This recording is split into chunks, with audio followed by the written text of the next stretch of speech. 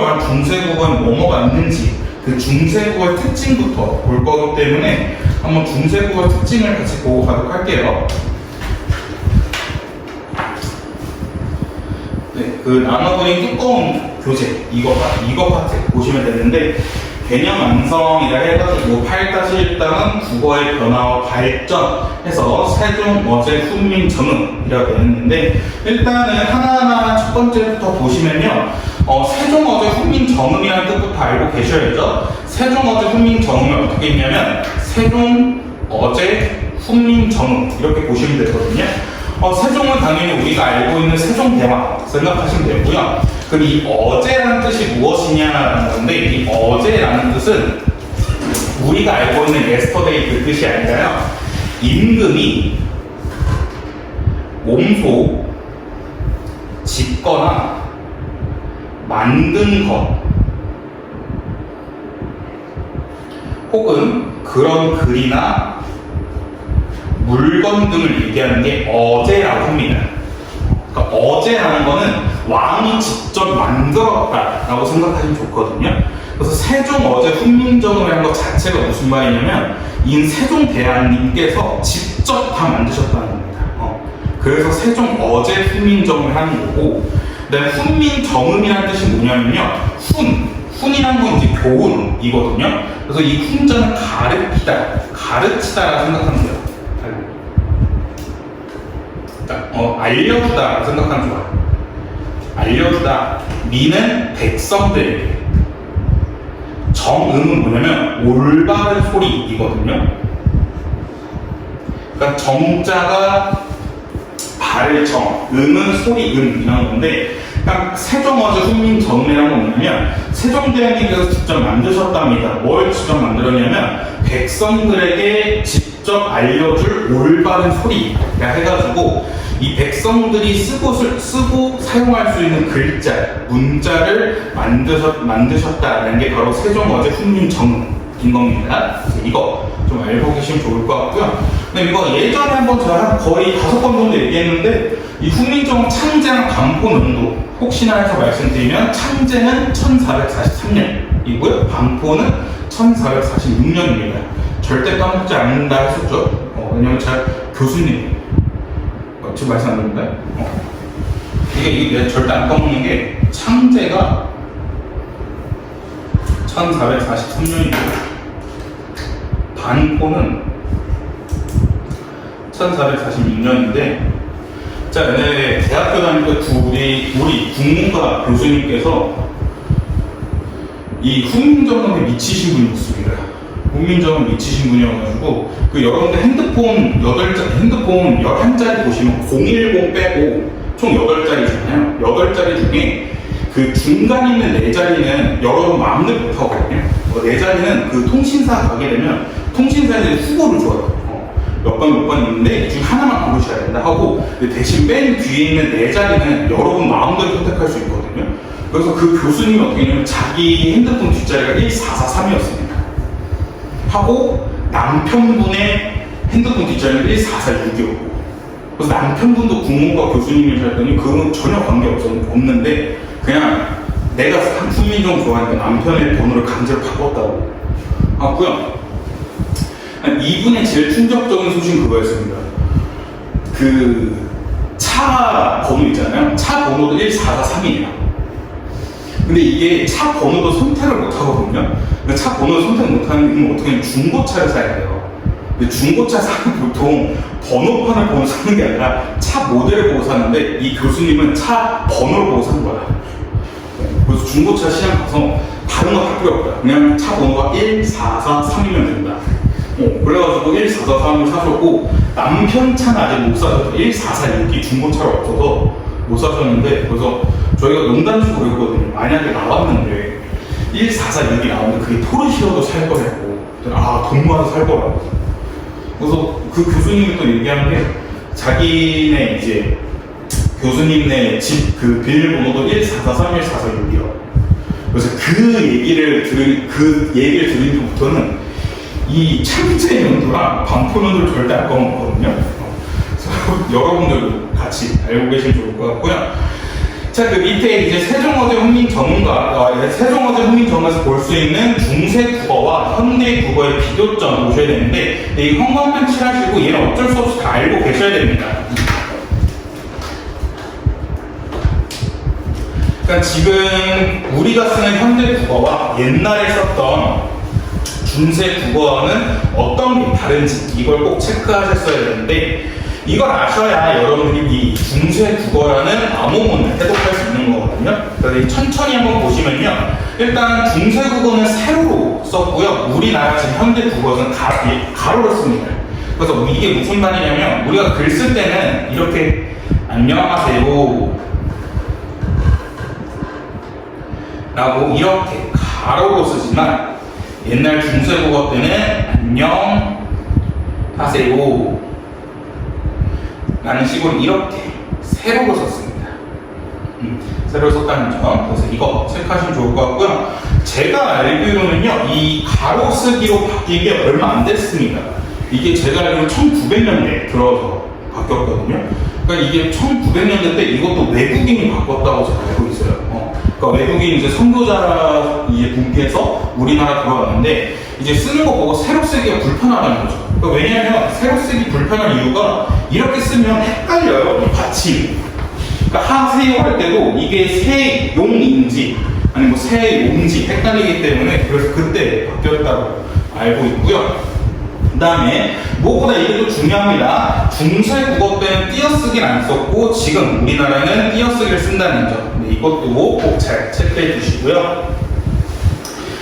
그 다음에 우리나라 현대 국어에서는 놈이 따름이여라 라는 식으로 이렇게 끊어 적는 식으로, 하지만 중세 국어 때는 놈이 따름이여라 라는 식으로 이어 적기를 쓰는데, 이어 적기 썼다는 게 무슨 말이냐면 발음대로 쓰는 겁니다. 그래서 우리 1학기 기말고사 때 배웠던 것 중에 그 한글 맞춤법 있었잖아요. 한글 맞춤법 소리대로 적되 이제 원칙에 맞게 쓴다는 거였는데, 그 중에 이제 소리에 맞게 쓴다는 게, 소리 나는 대로 쓴다는 게 바로 이어 적기다라고 생각하시면 좋을 것 같고요. 그 다음에 중세 국어에는 글자의 왼쪽에 점을 찍어 소리의 높낮이를 표시했다는 건데, 이 소리의 높낮이를 표시한 게 바로 방점입니다. 이 방점은 여러분들이 좀 그나마 흔하게 볼 수 있는 게 그 중국어거든요. 혹시 중국말 배우신 분은 아시겠지만, 중국말은 총 그 성조가 4개가 있어요. 그러니까 우리는 그냥 그 소리 높낮이 상관없이 야 이렇게 말하는데, 중국은 야, 야, 야, 야 이런 식으로 4가지 성조가 있다 하고, 제일 성조가 많은 게 베트남인가? 네, 베트남이 한 8개인가? 네, 그래서 베트남어 하시는 분들이 진짜 대단한 거라고 제가 알고 있거든요. 그래서 이렇게 성조, 그러니까 방점을 한 건데, 이건 무슨 말이냐면 성조를 표시했다. 그러니까 이제 방점을 사용한 건데, 우리나라에는 총 3가지의 성조가 있었습니다. 3가지 성조가 있었는데, 첫 번째 평성. 평성은 점이 없었던 그냥 낮은 소리.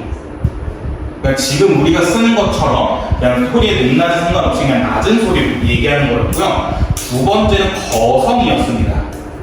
거성은 점을 1개 찍는 건데, 얘는 높은 소리로 하는 거였고요. 그다음 마지막 3번째는 상성이라 해가지고, 얘는 점을 2개 찍어서 낮았다가 높아지게 발음하는 게 바로 상성이었습니다.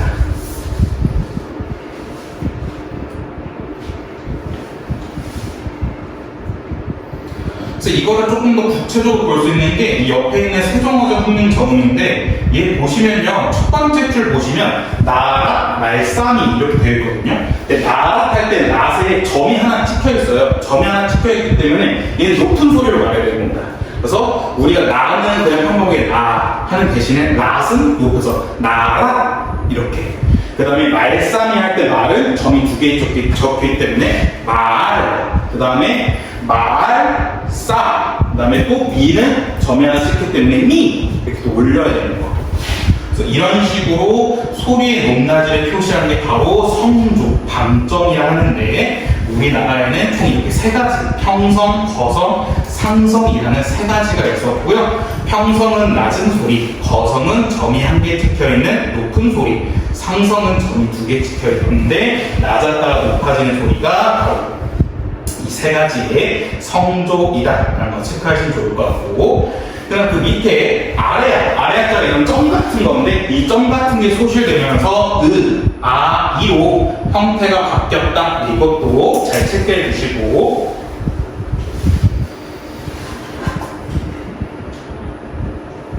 자, 그 다음에 밑에 보시면요. 비읍, 이응 이렇게 되어 있는데, 자, 우리 지금 그 현대 국어에서 서로 다른 자음을 쓸 때는 이렇게 가로로 쓰거든요. 세로로 쓰지 않거든요. 그러니까 이게 무슨 말이냐면, 우리 받침했을 때도 뭐 안타 할 때 이렇게 니은, 히읗처럼 겹받침은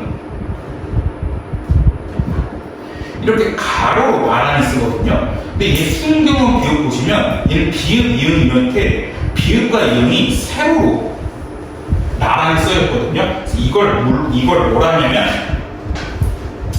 순경은 비읍이라 해요. 순경은 비읍이라 하는데 이 순경은 비읍이 무슨 말이냐면 우리 비읍이 우리 1학기 중간고사 때 생각해 보시면 의문 파트 나왔었거든요. 의문 파트에서 비읍이 팡 터트리는 파열을이었는데 그 비읍보다 살짝 약하게 한 겁니다. 그러니까 이게 여러분 입장에서 좀 많이 이해가 안 될 수 있는데, 그러니까 우리가 보통 밥 이렇게 하는데 밥인데 여기 순경어 비읍이 있으면 밥 이렇게 좀 약하게 터트리는 게 순경은 비읍이라 생각하시면 되는데, 얘는 이제 더 이상 쓰이지 않죠. 우리나라 안에서. 그래서 이 순경은 비읍이 더 이상 쓰이지 않고, 얘는 그래서 뭐로 바뀌었냐면요. 얘는 모음, 반모음 오나 우로 바뀌었습니다.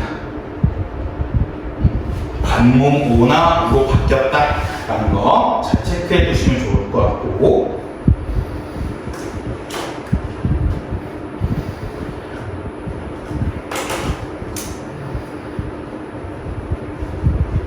자, 그 다음에 그 다음 특징이 여러분들이 고전 문학 읽으실 때 제일 많이 헷갈리는 거거든요. 얘 보시면 옆에 중세국어에 비읍, 디귿, 비읍, 시읍 이렇게 같이 나란히 쓰여있는 게 있거든요.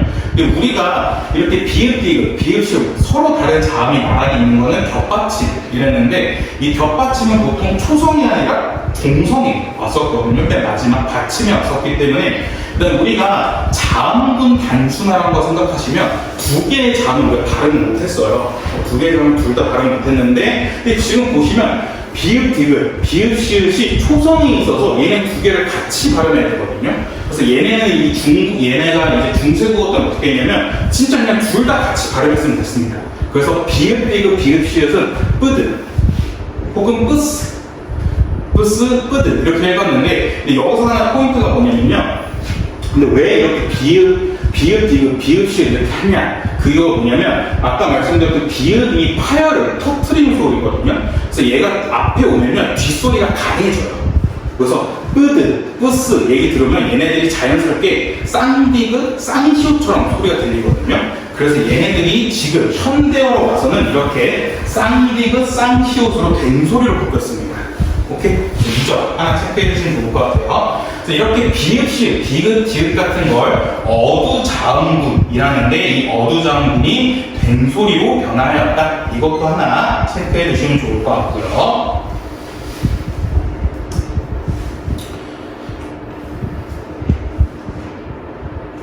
자, 그 다음에 비읍, 디귿이 이 모음 앞에서 즈치로 바뀌는 구개음의 영향으로 D가 지로 바뀌었다라는 건데, 이건 옆에다 어떻게 쓰시면 되냐면요. 중세 국어 때는 구개음화가 일어나지 않았습니다.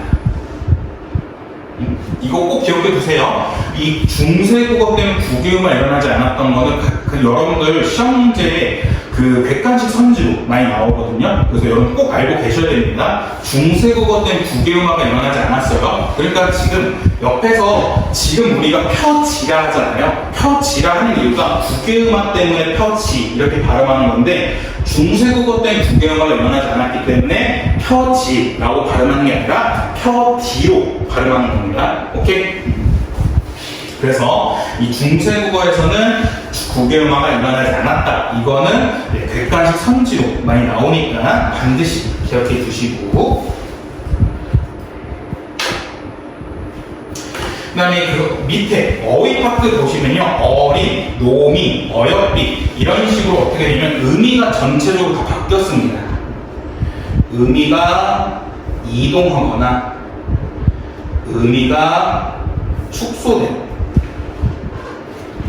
케이스를 볼 수 있다는 건데, 그러니까 여러분들 이거 보시면요, 어린이다 했는데 여러분이 알고 있는 지금 현대 어리다 뜻은 나이가 적다잖아요. 근데 이 어리다가 중세 국어에서는 어리석다였어요. 그래서 여러분들 그 고전문학 가끔 보시면 내가 참 어리다 라고 나오거든요. 근데 그 내가 참 어리다 하는 건 뭐냐면 내가 젊다, 내가 나이가 적다가 아니라 내가 어리석다 라고 말하는 거기 때문에 이것도 같이 알고 계시면 좋을 것 같고요. 그 다음에 여러분들 지금 놈이란 뜻은 무슨 뜻이에요? 놈이란 뜻은 비속어잖아요. 남자를 낮추는, 남자의 비속어를 뜻하는 건데, 중세국어 때는 비속어가 아니라 그냥 놈 자체가 하나의 남자였습니다. 그래서 남자를 부를 때는 그냥 놈이라 했었는데, 이게 현대국어 와서는 비속어처럼 쓰인다는 점 알고 계시면 좋을 것 같고, 그 다음에 어여삐, 예쁘다 라는 뜻은 뭐냐면, 예쁘다가 지금 우리는 pretty 라는 뜻이잖아요. 근데 그게 중세국어에서는 불쌍하다는 뜻이었어요.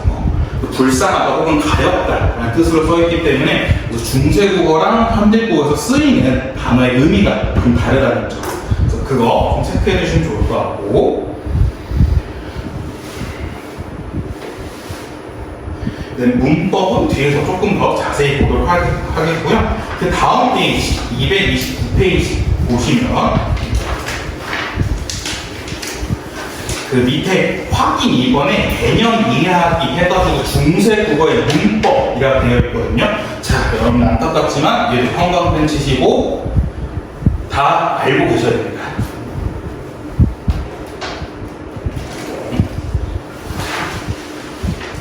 얘도 정말 100% 출제되는 거기 때문에 반드시 알고 계셔야 돼요. 그러니까 중세 국어에서 시험 문제는 다 여기서 나옵니다. 다른 데서 그렇게 많이 나오진 않고요. 거의 대부분 여기서 나오니까 꼭 알고 계셔야 되는데, 몇 가지는 우리 앞에서 보고 왔어요. 그래서 한번 보시면 일단 성조. 근데 성조가 아까 소리의 높낮이를 뜻하는 거였죠. 그래서 성조라는 거는 소리의 높낮이를 나타내는 거였는데, 이 왼쪽에 방점을 찍어가지고 소리의 높낮이를 표시했다라는 거고, 그 다음에 여러 학교는 보통 이런 식으로 좀 지역적인 문제가 많이 나오거든요. 치사하게 문제 나오는데, 옆에 보시면 얘는 16세기 말에 소멸됐습니다. 이거 하나 꼭 체크해 두세요. 16세기 말에 소멸이 되었고요.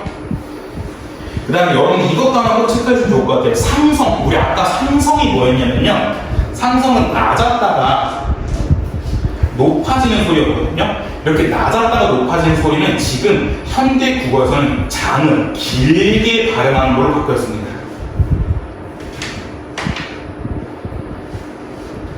이것도 꼭 체크해 주세요. 여러분 학교에서 이런 좀 지역적인 문제 나올 수 있는데, 방점, 성조라는 것은 방점을 찍어서 소리의 높낮이를 표시하는 거였는데 16세기 말에 소멸이 되었고요. 그 다음에 중세국어에서 이렇게 상성, 점을 두 개 찍어서 낮았다가 높아지는 소리를 나타내는 상성의 경우에는 현대 국어에서 장은 길게 발음하는 걸로 바뀌었다라는 거 같이 알고 꼭 계시고, 자, 그 다음에 모음조화인데, 모음조화도 반드시 꼭 잘 알고 계셔야 됩니다. 모음조화가 뭐냐면요, 옆에 써있는 것처럼 양성모음은 양성모음끼리, 음성모음은 음성모음끼리 쓰는 걸 모음조화라고 합니다.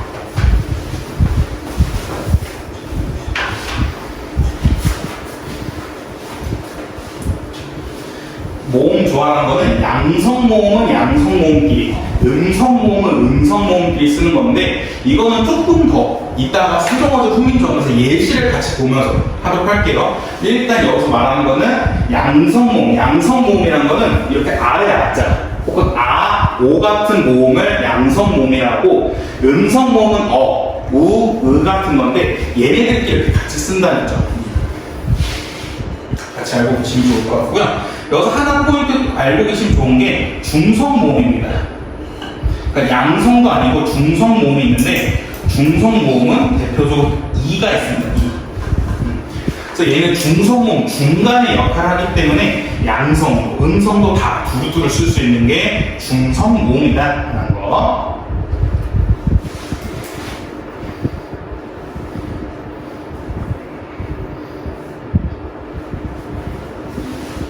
얘도 하나 체크해 두시는 게, 중세국어에서 모음절을 되게 잘 지켰거든요. 원칙점 정말 잘 지켰는데 16세기 말에 아래 아가 소실됨으로써 모음절가 점차 무너지기 시작했습니다. 앞에서 봤던 어두장군, 어두장군은 음절의 초성에 둘 또는 혹은 그 이상의 자음을 연속으로 쓰는 거였는데, 얘도 17세기쯤에 모두 된소리로 바뀌었습니다. 그래서 이게 여러분 하나 또 치사하게 남겨보면 꼭 2개만 쓴 게 아니라 3개를 썼거든요. 3개 쓴 게 뭐냐면 이거 썼어요. 브스드. 이렇게 3개까지 썼습니다. 그래서 브스드. 이렇게 쓴 3개까지 쓴 어두 자음군이 있었으니까 하나 꼭 체크해 주시면 좋을 것 같고,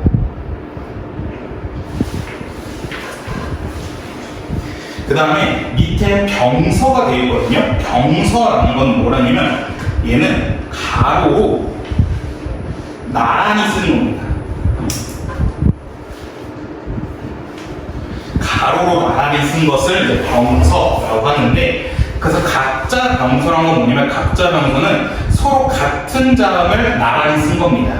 같은 자음을 나란히 써가지고 대표적인 예시가 된소리 생각하시면 돼요. 그래서 쌍기역, 쌍디귿, 쌍비읍, 쌍시읒 이런 것들을 각자 병서라 생각하시면 되고요. 합용병서는 서로 다른 자음을 나란히 쓴 겁니다.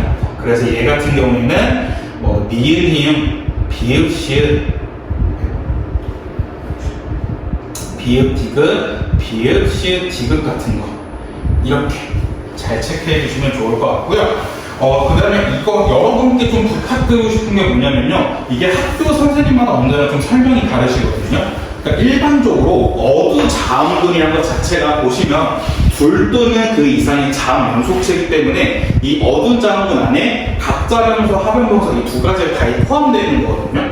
근데 가끔씩 학교 선생님마다 설명이 다르신 게 뭐냐면, 합용병서만 어두장군이 하고 가짜 병서는 어두장군이 안 하는 경우가 있거든요. 네, 그렇기 때문에 여러분 학교 프린트나 혹은 학교에서 이 어두장군 수업할 때 학교 선생님께서 이 가짜 병서, 합용병서 둘 다 어두장군인지 아니면 합용병서만 어두장군이라 했는지, 이거 하나만 나중에 그 중세국어 파트 수업할 때 꼭 체크해 주세요. 아마 8월 말이나 9월 초쯤에 여러분 학교에서 나갈 것 같은데, 그때 다시 한번 또 여러분께 부탁드릴게요. 자, 그 다음에 이어적기랑 끊어적기 있었는데, 이건 아까 말씀드렸던 것처럼 이어적기는 소리 나는 대로 쓰는 거여서 15세기 널리 사용됐고요. 끊어적기는 형태소의 본 모양을 밝혀서 쓰는 거여서 16세기에 확대되어서 이어적기랑 혼용되었다는 거 같이 알고 계시면 좋을 것 같고요. 팔종성법 있습니다. 팔종성법 보시면 종성이 8가지 자음만 쓰인다는 건데, 이거는 뭐랑 유사하냐면요, 음절의 끝소리 규칙과 유사한 겁니다.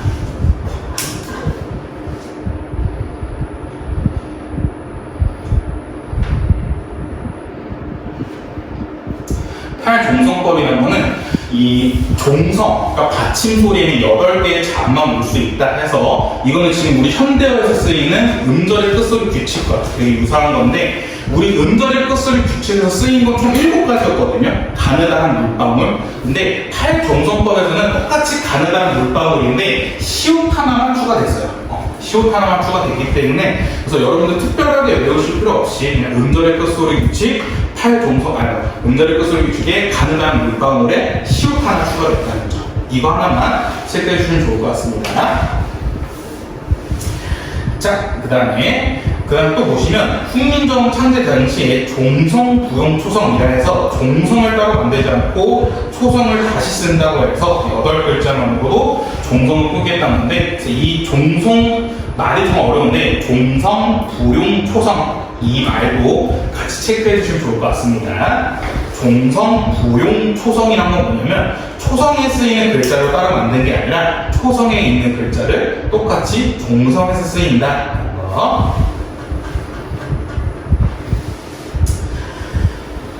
자, 그 다음에 동국정식 한자음 표기인데 이 동국정식 한자음 표기가 뭐냐면요 이 말을 중국 원음에 최대한 가깝게 만든 겁니다. 그러니까 여러분들 이때 당시에 그 좀 사회적인 배경을 생각하셔야 돼요. 그러니까 여러분들 혹시 옛날 드라마긴 한데 여러분이 만약에 훈민정음에 대해 좀 궁금하신 게 있으면 옛날 드라마 중에 뿌리 깊은 나무라고 있거든요. 그 뿌리 깊은 나무가 이제 세종대왕님께서 이제 훈민정음을 창제해 나가는 그 과정을 보여주시는 건데 그래서 이 세종대왕님 어렸을 때 배우를 그 모습을 송중기 배우가 하셨고요. 그 다음에 이제 좀 나이 있으신 그 모습을 한석규 배우가 하셨는데 이건 좀 번외 이야기인데 세종대왕님이 실제로 욕을 되게 좋아하셨답니다. 네, 욕을 엄청 잘하셨다 하고요. 이게 어느 정도였냐면 이 궁궐을 돌아다니다가 자기가 이제 그 본인이 처음 듣는 욕이 있으면 그 궁녀를 잡아서 물어봤대. 그 욕 내가 모르는 욕인데 혹시 그게 무슨 뜻이냐면 이제 궁녀이 벌벌 떠는 거죠. 왕을 와서 물어보니까 뭡니까? 그랬더니 그래 좋구나 라고 이제 알려줬는데 그래서 거기서 나온 장면이 뭐냐면요 이 세종대왕님께서 백성을 위해서 이런 정책을 하겠다 했더니 이제 그 신하들이 안 됩니다 했더니 거기다 이제 세종대왕님이 뭐라 하시냐면 지랄하고 자빠졌네 라고 하거든요. 그게 실제 있었던 이야기를 하는 것처럼 좀 욕을 되게 좋아하셨는데 욕을 좋아하시는 것보다 욕을 그냥 잘 쓰셨는데 그러니까 그때 배경 보시면요 이 훈민정음 한글을 창제했을 때 신하들이 엄청 반대를 해요. 그러니까 왜냐하면 우리나라는 중국의 속국이라 했었거든요. 그래서 우리나라 조선은 왕이었고 이 중국은 황제였거든요. 그러기 때문에 우리는 하나의 좀 그 중국 명나라에 속한 나라라고 생각했는데 그래서 우리는 당연히 중국 명나라가 쓰는 중국말 한자를 써야 된다라고 생각했는데 이제 세종대왕이 생각하시기에는 백성들이 한자를 공부하기 너무 힘든 거예요. 왜냐면 지금 처음 시작하더라도 보통 그 한자 처음 배울 때 천자문이었잖아요. 그러니까 1000개 글자가 알아야 돼요, 여러분이. 근데 1000개 글자가 일단 기본이야, 시작이야. 그래서 여러 가지를 배우셔야 되는데, 근데 지금 우리나라 한글을 총 한 24글자만 알아두시면 되거든요. 그러니까 되게 간단한 거기 때문에 이제 세종님 생각하시기에는 백성들이 글자를 쓰고 해야 더 우리가 잘 알려줄 수 있다 해서 했는데 엄청나게 반대를 해가지고 그래서 그 사회적 배경을 생각한다면 이 동국정식 표기라는 거는 그래도 중국 원음에 최대한 가깝게 그러니까 이따가 한번 쉬는 시간을 드린 다음에 제가 이 조선시대 때 쓰이는 말투를 들려드릴 텐데 되게 중국말이랑 비슷합니다. 그때 당시 좀 이렇게 발음을 중국말처럼 하는 게 당연시 했기 때문에 그거 체크하시면 되는데 그래서 똑같이 이때 중국 원음에 가깝게 발음하는 것을 동국정식 표기를 했었고요. 두 가지 방법이 있었습니다. 그래서 중국 원음에 가깝게 발음하는 거였고 혹은 반드시 초성, 중성, 종성의 모양을 갖춰서 음가가 없는 이응, 그러니까 형식상 이응을 썼다. 형식상 이응을 사용해서 중국 원음에 최대한 가깝게 발음했다는 거. 그거 하나 체크해 주시면 좋을 것 같습니다.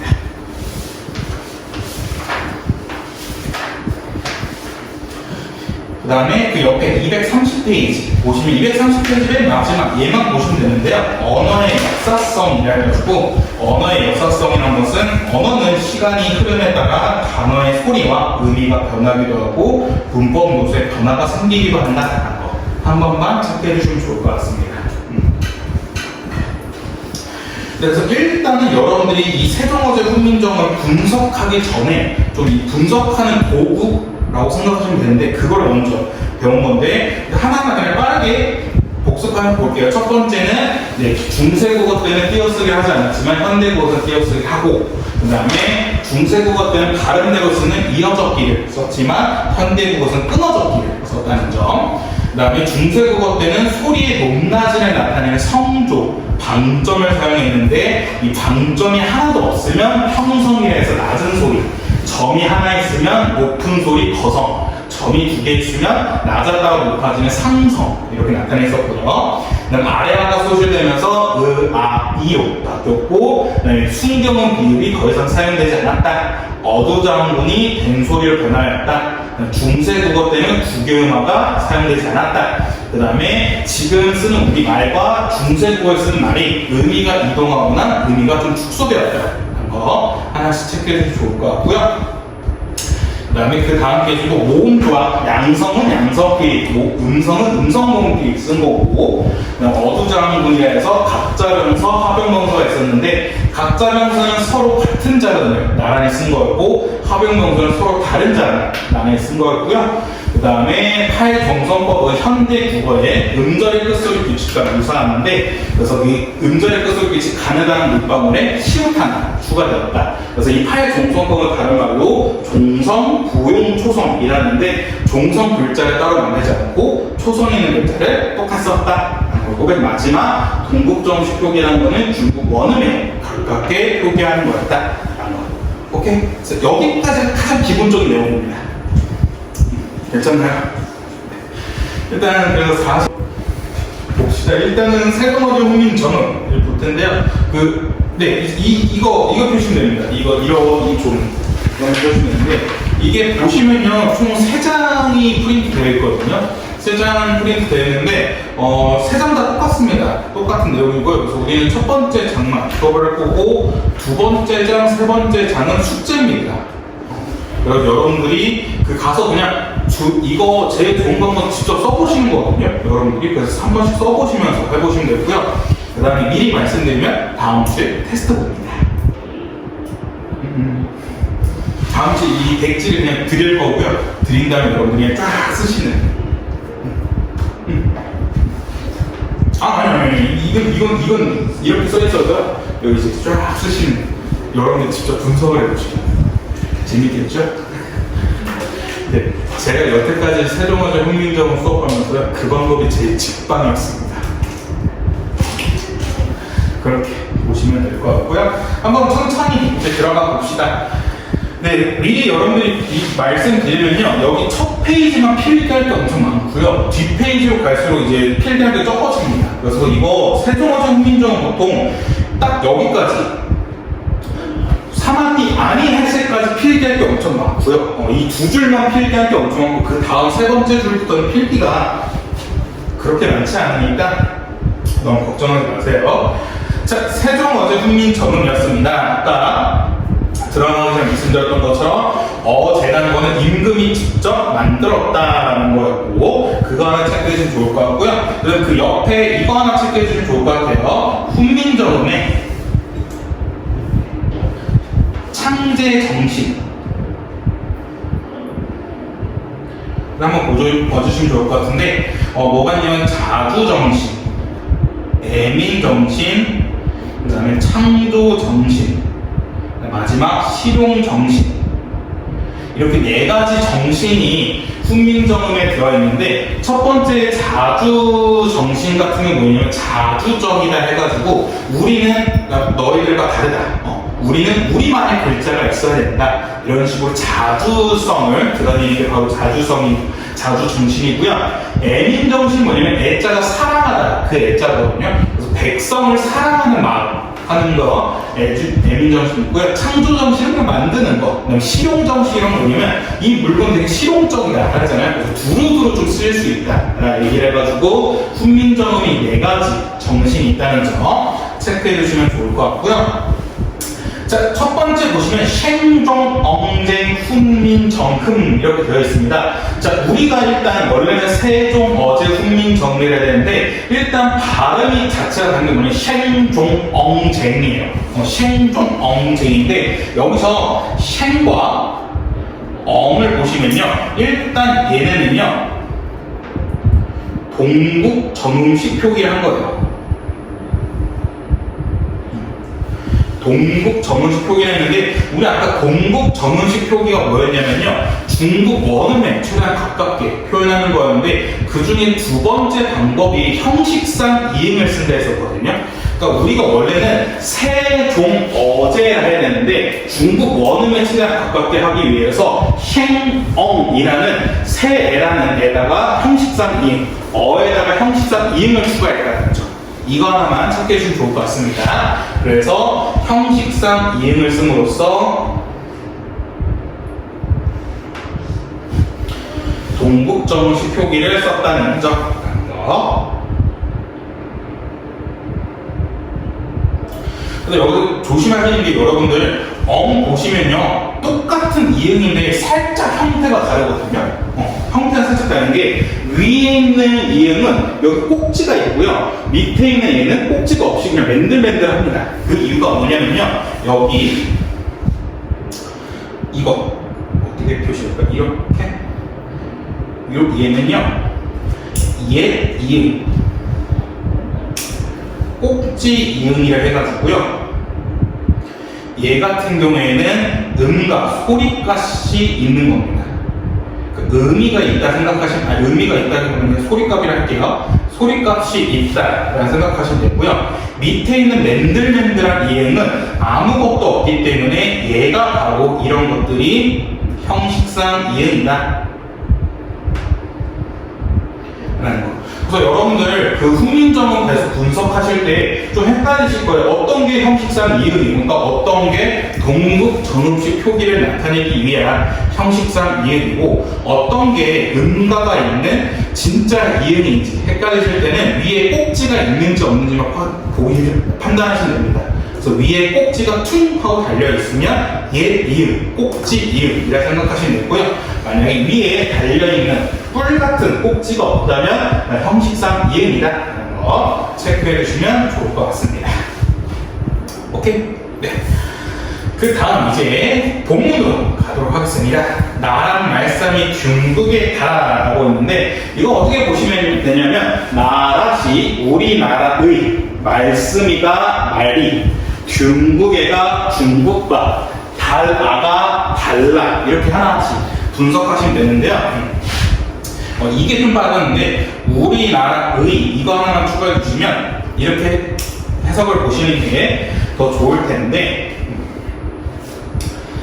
나라 같은 경우에는 여기서 분석할 수 있는 내용이 뭐냐면, 첫 번째로 여기서 중세국어 관용격 조사를 볼 수 있습니다.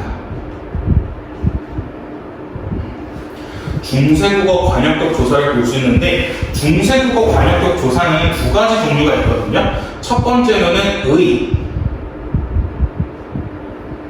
있고요, 두 번째는 그냥 시옷을 쓰는 게 있는데, 의를 쓰는 거는 유정물일 때 쓰는 거고, 시옷일 때는 무정물 혹은 유정물을 높일 때 쓰는 건데, 자, 여기서 유정물이 뭐고 무정물이 뭐고 이걸 아셔야 되는데, 유정물이란 건 뭐냐면 감정을 느낄 수 있는, 그러니까 살아있는 거, 생명이 있는 걸 유정물이라 하고요, 생명이 없는 걸 무정물이랍니다. 그러니까 대표적으로 사람은 유정물이죠. 생각 혹은 생명이 살아있습니다. 그 다음에 이렇게 나라 혹은 책상 같은 거, 얘네는 생명이 없고 감정이 없잖아요. 그래서 그런 건 무정물인데, 그래서 나라는 생명이 없는 무정물이기 때문에 관용격 조사 시옷을 쓴 겁니다. 여기 이렇게 나라, 이렇게. 그래서 여기서 볼 수 있는 의, 중세국어의 관용격사 의 같은 경우에는 이제 현대국어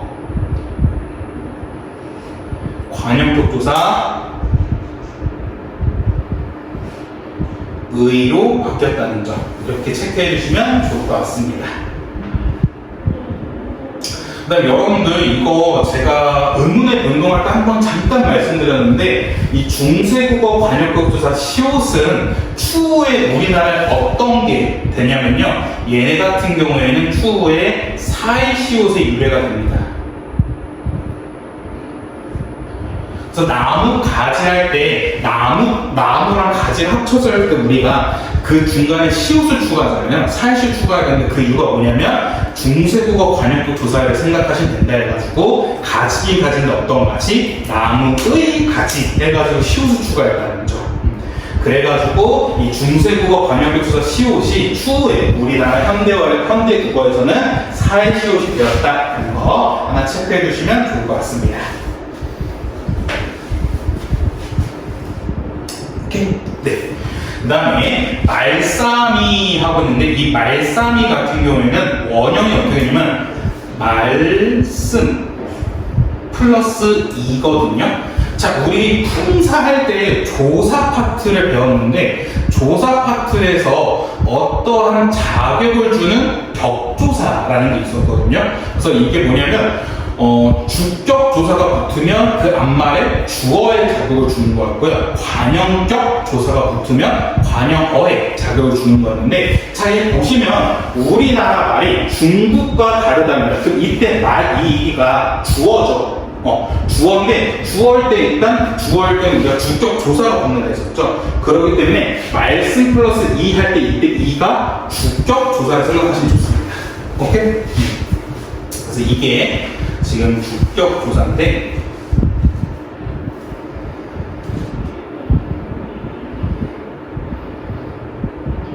얘는 좀 쓸 게 많아요. 말씀에는 좀 쓸 게 많은데 첫 번째, 그래서 얘는 중세국어의 주격 조사를 볼 수 있습니다.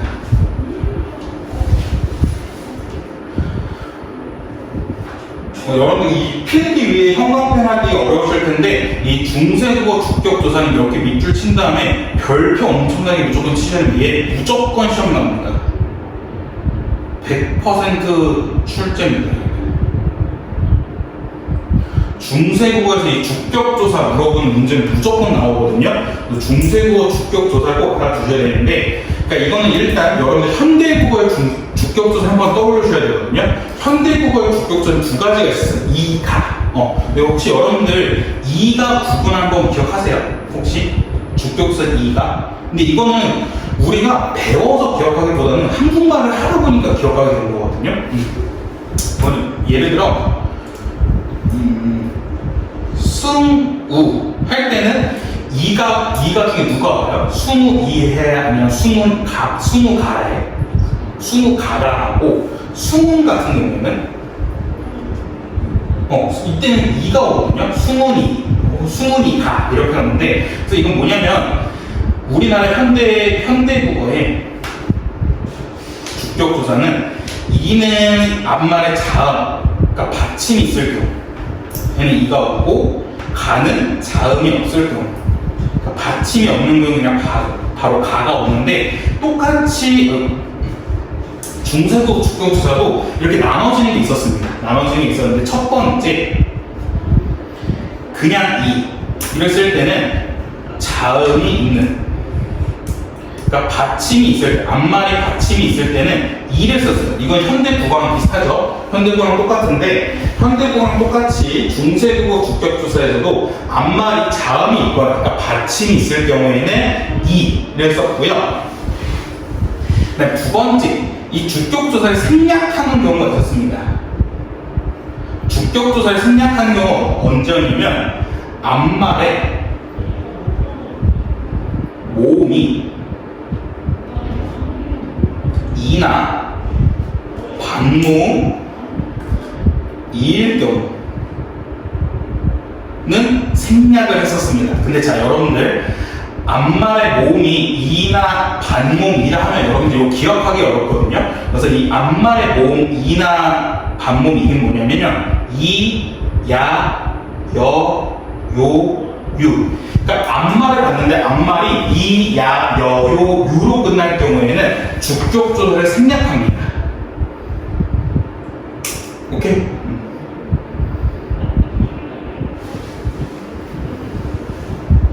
자, 그럼 세 번째 어떤 거냐면 이 그냥 짝대기 이만 이렇게 쓰는 경우 있거든요. 그러니까 모음이가 아니라 그냥 짝대기 이만 이렇게 쓰는 경우는 있는데 이때는 앞말의 모음이 이나 반모음 이가 아닐 경우에는 그냥 짝대기 이만 씁니다. 쉽게 말해서 앞말의 모음이 이, 야, 여, 요, 유가 아닐 경우에는 짝대기 이만 쓴다는 점.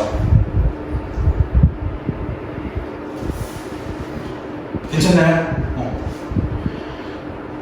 그러니까 중세국어 주격투사 이거 시험 문제 무조건 나와서 여러분들 반드시 기억해 두셔야 되는데 중세국어 주격투사는 각각의 경우에 따라 쓰는 형태가 달라지는데 첫 번째 이 같은 경우에는 앞말에 받침이 있을 경우에는 지금 현대 국어처럼 그냥 이를 쓰고요.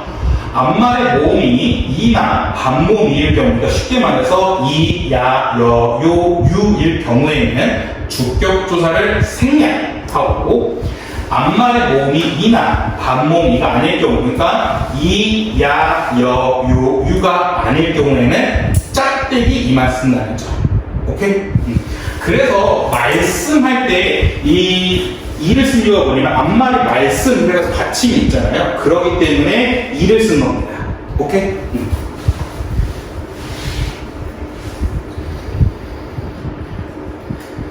자, 그럼 그 밑에 두 번째 뭐냐면 이어적기를 썼습니다. 그러니까 이어적기는 발음 나오대로 쓰는 거 있잖아요. 그래서 우리는 지금 원래 말씀이라고 써야 되는데 얘는 말싸미로 썼어요. 그냥 발음 나는 대로 말싸미 이런 식으로 소리 나는 대로 이어적기를 썼고요. 그 다음에 세 번째, 우리 앞에서 서로 같은 자음을 나란히 쓰는 경우도 있댔거든요. 그래서 나란히 쓰는 걸 보통 병서라고 하는데 그 중에 서로 같은 자음을 쓰는 걸 각자 병서라 했었거든요. 지금 여기 보시면 서로 같은 자음을 쓴 쌍시옷이 있습니다. 그래서 그렇기 때문에 여기서만 체크할 수 있는 게 각자 병서 쌍시옷도 체크할 수 있고요.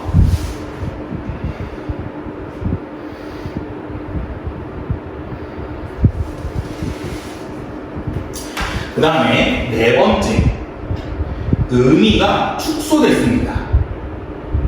의미가 축소됐다는 게 무슨 말이냐면 지금 우리 이 말씀이 할 때 말씀이 해석이 어떻게 되냐면 그냥 말이거든요. 그래서 이때 당시 말씀이라는 게 말 전체를 드러내는데 우리 보통 지금 현대국어에서 말씀은 언제 써요?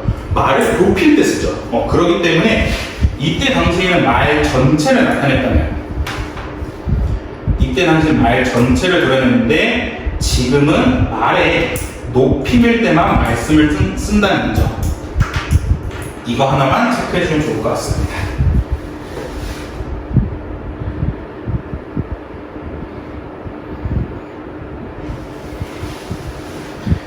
그 다음에 마지막, 이 딱 마지막이 이제 말씀의 마지막 특징인데 다섯 번째, 모음 조화를 지켰어요. 모음 조화를 시켰는데 우리 이거 모음 조화는 아까 그냥 살짝 보고 갔기 때문에 옆에 모음 조화에 대해 조금만 더 자세히 디테일하게 쓰고 갈게요. 모음 조화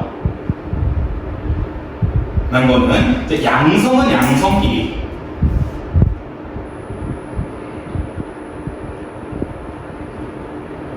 음성은 음성끼리 쓴 거거든요. 근데 대표적인 양성 모음은 뭐였냐면 아래아, 아, 오 이런 게 있었고요. 음성 모음의 대표적인 예시는 으, 어, 우가 있었습니다. 그래서 양성은 양성 모음끼리, 음성은 음성 모음끼리였고 대신에 언제든지 누구랑 같이 잘 지낼 수 있는 게 바로 중성 모음이 있었죠. 중성 모음은 이밖에 없었거든요.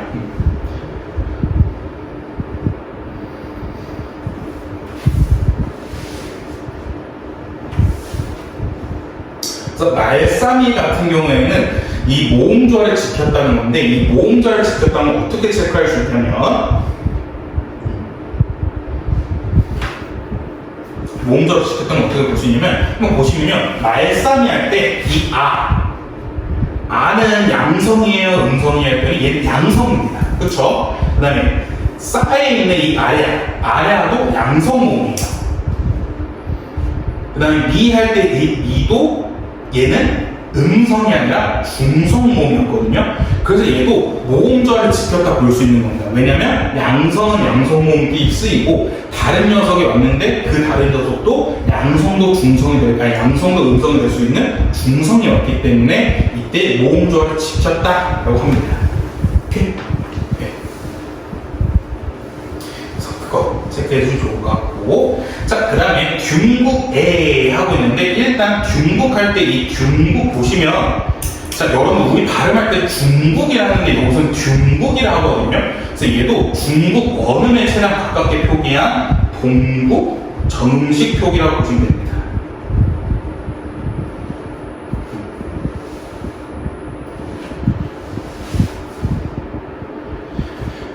그 다음에 균국애가 지금 현대어로는 중국과 했거든요. 중국과로 바뀌었는데, 그래서 여기서 체크할 수 있는 게, 옛날 중세 국어에서는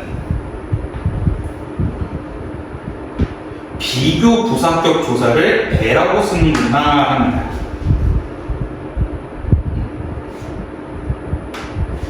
그러니까 현대 국어에서 비교 부사격 조사는 와와 과인데, 이 와랑 과가 똑같은 역할을 하는 게 바로 중세 국어의 애라고 생각하시면 좋습니다. 현대 국어에서는 비교 부사격 조사를 와랑 과라고 하는데, 이게 중세 국어에서는 똑같이 비교 부사격 조사 애로 쓰인다는 점.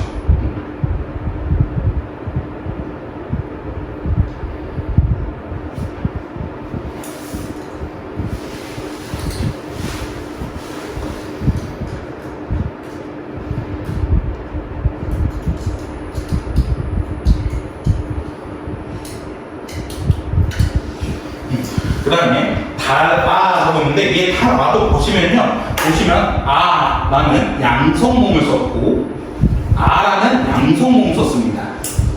그래서 얘도 체크할 수 있는 게, 얘도 양성은 양성끼리, 음성은 음성끼리 모음 조화를 지켰구나 라는 거 체크할 수 있고요. 그 다음에 우리 앞에서 훈민정음의 창제 정신 중에 첫 번째 자주 정신이 있었거든요. 자주 정신은 우리는 다르다라는 거였는데, 지금 보시면 우리나라 말이 중국말과 다르다라는 식의 자주 정신을 그려내고 있다라는 거. 오케이? 그래서 여러분들 지금 세종어제 훈민정 첫 번째 줄 했는데, 정말 거짓말 치고요. 이 첫 번째 줄만 달달달 알고 있어도 3분의 1은 다 맞춥니다. 왜냐면 여기 보시면 세종어제 훈민정 여기만 엄청 나와요. 이게 수업번이거든요. 보면 이 첫 번째 줄만 더 많아. 뒤로 갈 수가 없어요. 뒤에 깨끗해. 별로 없어요. 그렇기 때문에 첫 번째 줄만 어느 정도 알고 있어도 정말 웬만한 거 다 맞출 수 있거든요. 왜냐면 첫 번째 줄에서 너무 중요한 게 많이 나왔는데, 첫 번째로 중세국어 관역교 조사를 체크할 수 있었고, 중세국어 관역교 조사는 의랑 시옷이 있었는데, 유정물이냐 무정물이냐, 혹은 유정물을 높일 때 한다는 거였고, 그냥 이거 빼먹구나. 이때 제가 가로치고, 이거 조금 안 보이려나? 이 점이 이 아래 앞자 점이거든요. 아래 앞자 점 쓴 이유가 뭐냐면, 의랑 이 아래 앞자 쓰는 방법이 모음 조화에 따라 달라져요. 만약에 앞에 말이 양성 모음이면 뒤에 거 쓰는 거고, 앞에 말이 음성 모음이면 의를 쓴다는 거. 그래서 이건 위에 좀 써줄게요. 양성이냐 음성이냐.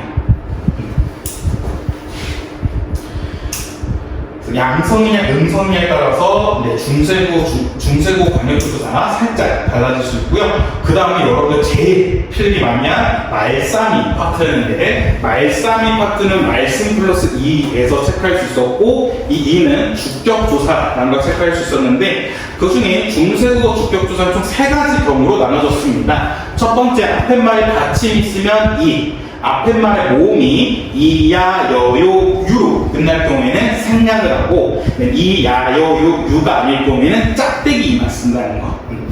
두 번째, 소리 나는 대로, 바른 대로 쓰는 이어져 썼고요. 그 다음에 가짜명서 쌍시오 썼고, 의미가 축소됐습니다. 이 지금 말씀이란 단어 자체가 이때 중세국어의 말 전체를 드러냈는데, 지금 현대국어에서는 말을 높일 때만 쓰기 때문에 의미가 축소되었고요.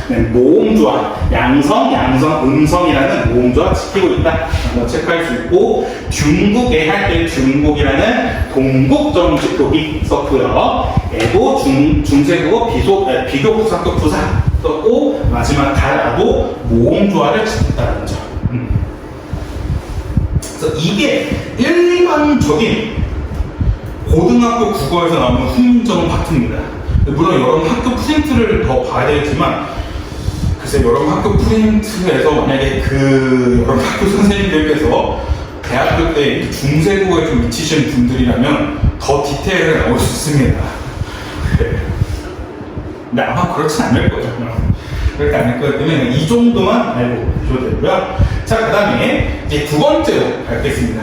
문자와로 서로 삼합이 아니할세라고 나와 있는데, 자, 문자라고 해야 되는데 지금 뭐라니 문짱이라 했거든요. 문짱 했기 때문에 여기서 체크할 수 있는 게 동국정식 표기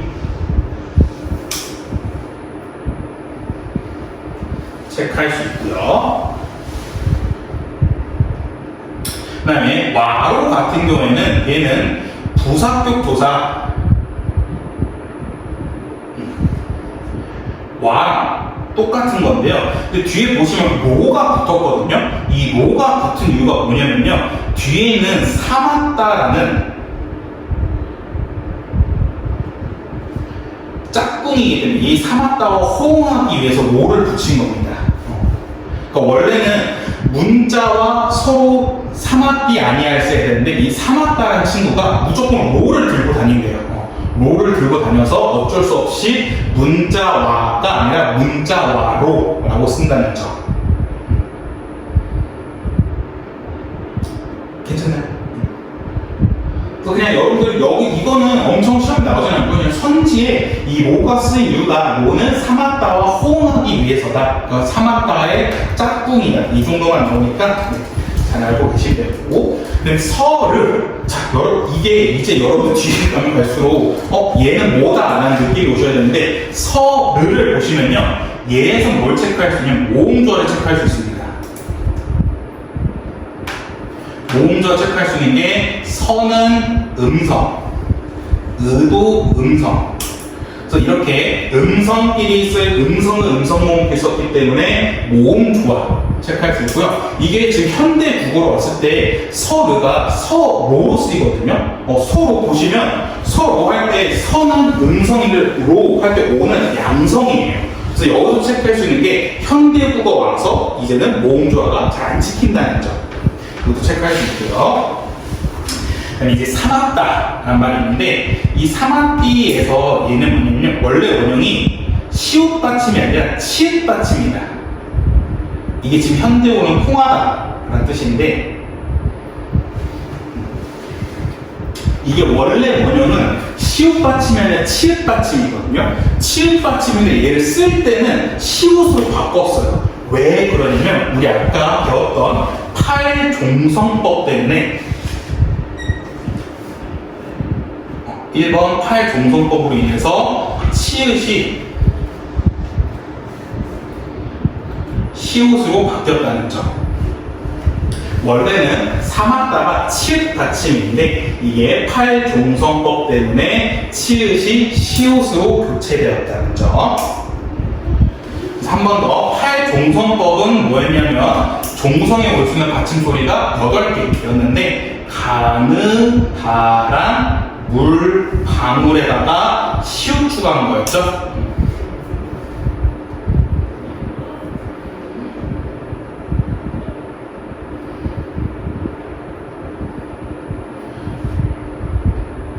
그 밑에는 그냥 당구장 표시하시고 참고로 알고 계시면 되는데 16세기 이후에는요 7종성법으로 바뀌었습니다. 7가지가 있는데 7가지인데 이 8명 중에 누가 빠지면 디귿이 빠져요. 기역, 니은,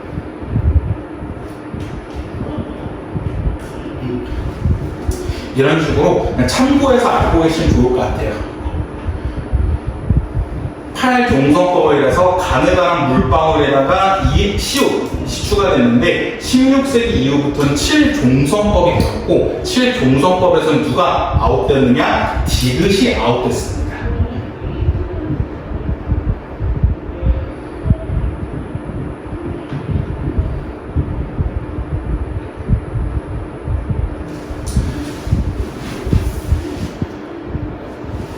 자, 그 다음에 우리 앞에서 뭐 했냐면 중세 국어에서는 구개음화가 일어나지 않았다 했거든요. 그래서 얘 보시면요 지금 사마티야 근데 해석에서는 토마지거든요. 그래서 디귿이 이를 만났기 때문에 지읒으로 바뀌면 구개음화가 일어나야 되는데 중세 국어에서는 구개음화가 일어나지 않았습니다. 그래서 두 번째 구개음화가 일어나지 않았다는 점. 그래서 여러분들 이거 꼭 같이 또 체크해야 하는 게 뭐냐면 가끔씩 시험 문제에 뭐라 나오냐면 중세국어에서 구개음화가 일어나지 않았던 것을 증거를 찾아라 라고 나오거든요. 그때는 이 사마티 체크하시면 됩니다. 그래서 만약 예를 들어 서술형에서 야 중세국어에서 구개음화가 일어나지 않은 걸 어디서 체크할 수 있냐 했을 때는 사마티를 띵 하고 체크하면 되는 겁니다. 오케이? 그 다음에 아니할시에 했는데 이거 아니할시에는 여러분 아마 중세국어 그 고전어휘에서 보셨을 거예요. 리을쉐 같은 경우에는 현대어로 리을 뭐뭐 무무 혹은 뭐뭐 때문에 라는 뜻. 그래서 이건 고전어휘이기 때문에 같이 참고해서 알고 계시면 좋을 것 같습니다. 그래서 통하지 아니하기 때문에 통하지 아니함으로 라고 해석할 수 있고요.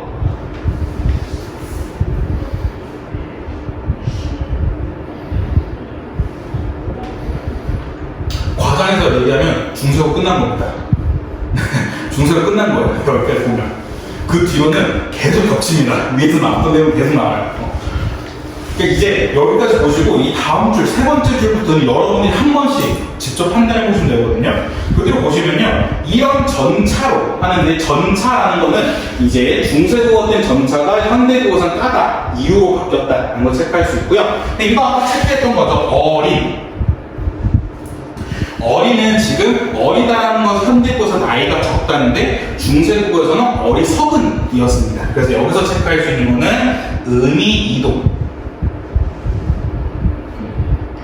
중세국어 때는 어리다가 어리석은이라는 뜻이었는데 현대국어에서는 나이가 적은으로 바뀌었고요. 자, 그 다음 백성이 있습니다. 백성이를 봤더니 해석을 봤더니 백성이 말하고자 하고 있거든요. 자, 그러면 얘 문장 성분을 생각하시면 이때 백성이 할 때 이 백성이가 주어거든요. 그렇기 때문에 이 뒤에는 이는 뭐겠어요? 주격조사겠죠. 그렇기 때문에 백성이 할 때 이 이가 뭐겠어요? 중세국어 주격조사가 오는 겁니다. 그래서 여기서 체크하는 증거는 중세국어 주격조사. 자, 그럼 여러분들 한번 생각해보세요. 근데 왜 중세국어 주격조사 총 3가지가 있었는데 얘는 왜 이가 왔을까? 라고 생각해야 되는데 이가 온 이유가 앞말에 받침이 있기 때문에. 오케이? 주격조사는 총 3가지가 됐습니다. 지금 계속해서 엄청 강조하고 있어요. 3가지 되는데 받침이 있을 경우 이야 여유로 끝날 때는 승냐, 이야 여유가 아닐 경우에는 짝대기 됐는데 백성이를 보시면 앞말이 받침이 있죠. 받침이 있기 때문에 그때는 이를 쓴다는 거. 오케이? 자, 그 다음에 미르고자 하는 건데 미르고자는 지금 현대어로 풀이하면 말하고자인데 얘를 그냥 직역하면요 이르고자이거든요. 자, 자, 여러분 아마 이거 1학년 1학기 중간고사 때 봤던 건데 얘 보시면 뭘 체크할 수 있냐면 부음법칙이 없다는 걸 체크할 수 있습니다. 우리 1학기 때 배웠을 때 두음법칙을 해가지고 앞말의 초성에 니은과 리을이 오지 못한다 했었거든요. 그래서 이 니은을 탈락시키거나 아니면 리을을 니은으로 교체하는 경우가, 리을을 탈락시킨 경우도 있었는데 이때 보시면 니를 보자 해가지고 초성이 니은이 왔어요. 그래가지고 중세국어 때는 두음법칙이 실현되지 않았구나 라는 거. 그래서 위에서도 비슷하게 나온 게 중세국어에서는 구개영화가 일어나지 않은 것처럼 똑같이 중세국어에서는 두음법칙이 일어나지 않았구나 라는 거. 오케이? 자, 그 다음에 할 바이 있어도 하고 있는데, 자, 헐 할 때 얘는 이 헐은 일단 패스할게요. 그러니까 이게 관형사형 범위 해서 이형고래라고 하는데 이건 좀 학교마다 다르거든요. 학교마다 달라서 여러분 학교에서 이걸 하시는지 아니니까 일단 교과서랑 이런 프린트는 없었어요. 이게 할이 없었기 때문에 그냥 참고해서 넘어가시면 될 것 같고, 뒤에 얘 배 형광배치라고 반드시 알고 계셔야 됩니다. 이 엄청 중요해요.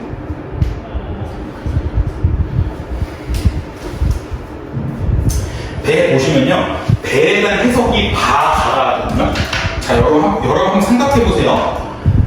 배 있어도인데 이거를 현대로 풀려했더니 하는 바가 있어도 돼요. 자, 그럼 문장 성분을 생각하면 바가 얘는 주어겠죠. 주어인데 가라는 주격부사가 있어요. 근데 얘 보면 배가 됐거든요. 그럼 얘 지금 주격부사가 있는 거야, 없는 거야? 주격부사 없나? 생각할 수 있는데 현대어는 바였잖아요. 바가 배가 됐거든요. 그 이유가 뭐냐면 얘는 바 플러스 인 겁니다. 짝대기 2. 그래서 주격조사 짝대기 2가 온 거예요. 얘는. 오케이? 근데 주격조사 짝대기 2가 온 이유가 뭐냐? 우리 아까 주격조사라는 거는 앞말이 이, 야, 여, 요, 유가 아닐 경우에는 이랬거든요. 근데 지금 앞말이 뭘로 끝났어? 아로 끝났죠. 아는 이, 야, 여, 요, 유. 이 5가지 들어가지 않으니까 그래서 생략하지 않고 짝대기 2를 쓴다는 점. 근데 바랑 짝대기 2를 쓰면 헷갈리잖아요. 그래서 얘를 그냥 합쳐서 배로 바꾼 겁니다. 오케이? 자, 그래서 계속해서 겹쳐요. 더 할 거 없습니다. 자, 그 다음에 마침내 제 끝을 실어 펴디 못할 놈이 하니라 하고 있는데, 자, 얘도 두 번째 형광펜인데 제 형광펜 하셔야 됩니다. 제.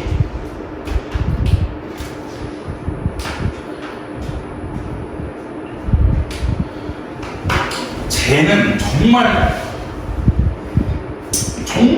시험이 많이 나오고요. 이걸로 거의 그냥 3등급 애들이 다 털어지는 시기거든요. 그래서 얘를 꼭 알고 계셔야 되는데, 자, 얘도 보시면 쟤인데 이 쟤가 원형은 어떤 거냐면 저 플러스 2거든요. 저 플러스 2예요. 그래서 저 플러스 2이기 때문에 그럼 얘도 똑같이 배처럼 배가 바 플러스 2였으니까 얘도 저 플러스 2니까 이때 2가 주격조사네 생각할 수 있는데, 그러시면 안 되는 게 해석 보시면 쟤는 주어가 아니거든요. 이때 쟤는 관형어예요. 관형어이기 때문에 이때 저 플러스 2할 때 2는 관형격 조사입니다. 네, 여기서 여러분들 잠깐 띵 해야 돼요. 아까 중세국어 관형격 조사했을 때 중세국어 관형격 조사에는 2가 없었거든요. 의랑 시온만 있었는데 왜 갑자기 2가 등장하지? 네, 예외입니다. 예외이기 때문에 얘는 웬만하면 나오고요. 그 다음에 이게 왜 또 시험 문제 많이 나오냐면 주격조사 2랑 관형격조사 2가 형태가 똑같아요. 그럼 이거 구분을 할 줄 아셔야 되거든요. 그래서 그 밑에 주격조사 2랑 관형격조사 2를 구분할 줄 아셔야 되는데, 이 구분하는 방법 간단합니다. 성조, 방정으로 구분하시면 돼요.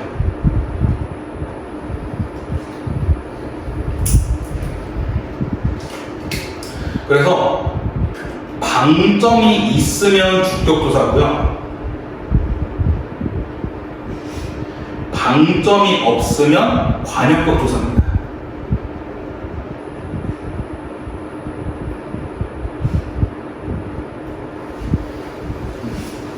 자, 다시 한번.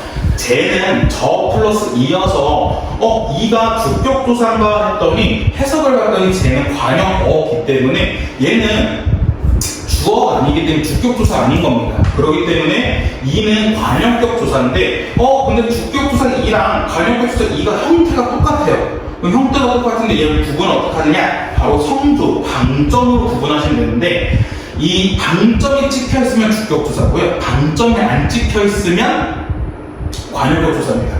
그래서 여러분들 위에 바로 배랑 비교하시면 돼요.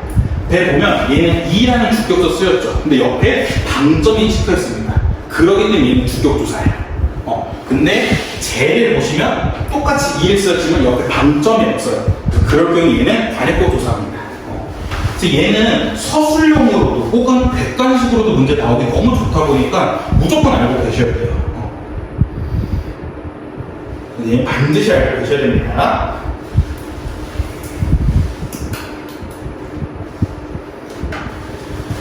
자, 그 다음 그 옆에 뿌들 보시면 뿌들은 원형이 이거거든요. 그런데 해석을 보시면 뜻은 이기 때문에 이때 뒤에 있는 을은 바로 우리 현대어에서 쓰이는 똑같은 목적격 조사입니다. 목적격 조사인 걸 체크할 수 있고요. 그 다음에 뿌들에서 체크할 수 있는 게 첫 번째 합용병서 체크할 수 있겠죠. 비읍 디귿이라는 합용병서 체크할 수 있습니다.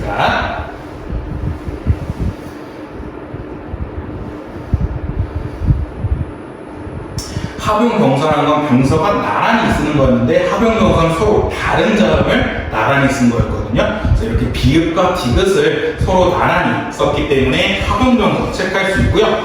두 번째 뭘 써서 체크할 수 있냐면 뿌을 이렇게 쓴 게 아니라 뿌들 이렇게 썼기 때문에 소리 나는 대로 다른 데로 적는 이어 적기를 체크할 수 있습니다.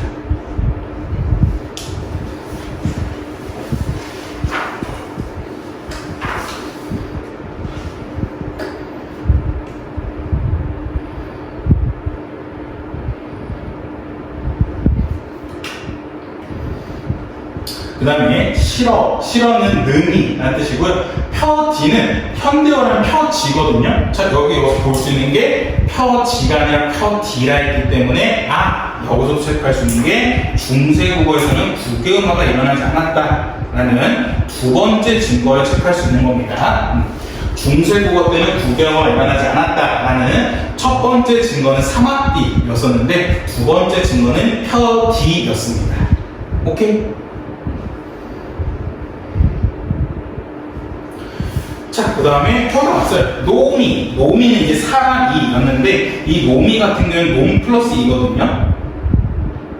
논 플러스 인데 못하는 사람이 많다라고 합니다. 그렇기 때문에 이때 노미는 주어거든요. 그래서 뒤에 오는 이는 당연히 주격조사겠죠.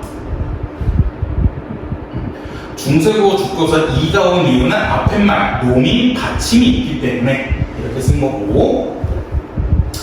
그 다음에 첫 번째도 볼 수 있는 게 소리대로 적는 이어적기 상황이었고, 그 다음에 우리 아까 봤던 의미 축소도 또 볼 수 있습니다. 왜냐하면 놈이란 게 남자 전체를 나타내는 거였는데 지금은 남자의 비속어로만 쓰이기 때문에 노미에서 이어적기랑 의미 축소 체크할 수 있고요.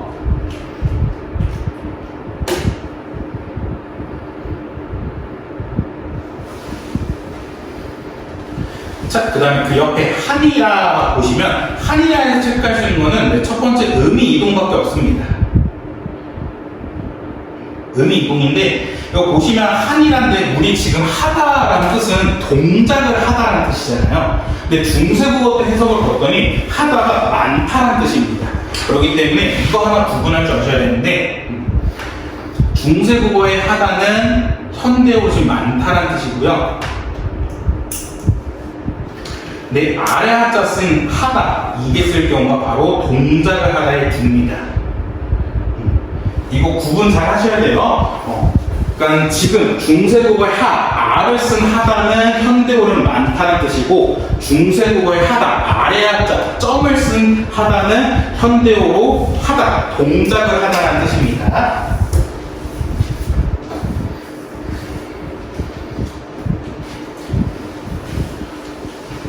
오케이?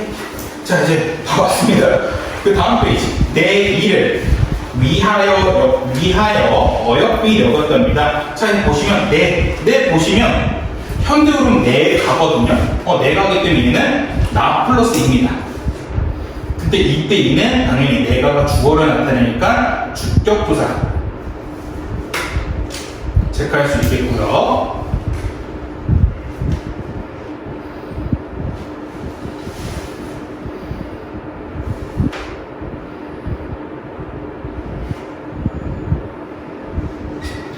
이것도 보면 위 보시면 되는데 원래 위하여거든요. 얘도 중국 발음에서 각각 쓴 동국정식 표기를 썼기 때문에 형식상 이응을 썼고요.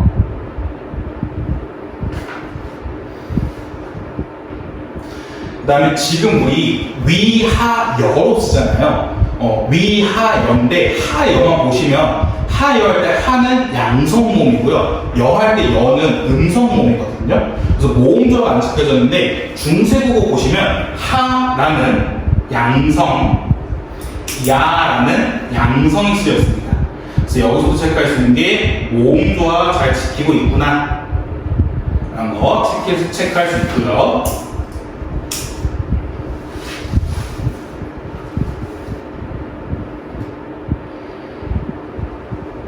그 다음에 어역비는 우리 아까 본문에서 봤던 것처럼 음이 이동이 되었는데, 중세국어는 어역비가 불쌍히 라는 뜻이었는데 현대어와서는 예쁘게 라는 말로 바뀌었다라는 거. 그래서 이 세종대왕님께서 이 백성들을 이를 안타깝게 생각했다. 그래서 백성들을 좀 생각하는 마음이라 해가지고 여기서는 훈민정 창제 정신 중에 대민 정신을 포착할 수 있고요.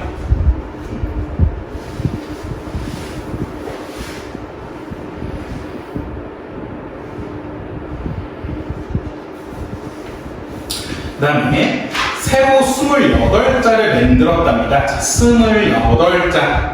근데 그래서 이거는 좀 이것도 진짜 치사하게 한 번씩 나오거든요. 28자인데 초성이 17자였고요. 중성은 11자입니다. 그리고 나서 치사하게 100가지 선지를 몰아가면 현재에는 몇 글자냐고 물어보거든요. 현재에는 총 24자예요. 그러니까 세종대왕님께서 28자를 만들었는데 지금은 24자만 우리가 쓰고 있거든요. 그럼 4글자가 없어진 건데 4글자 뭐가 없어진 거냐면요.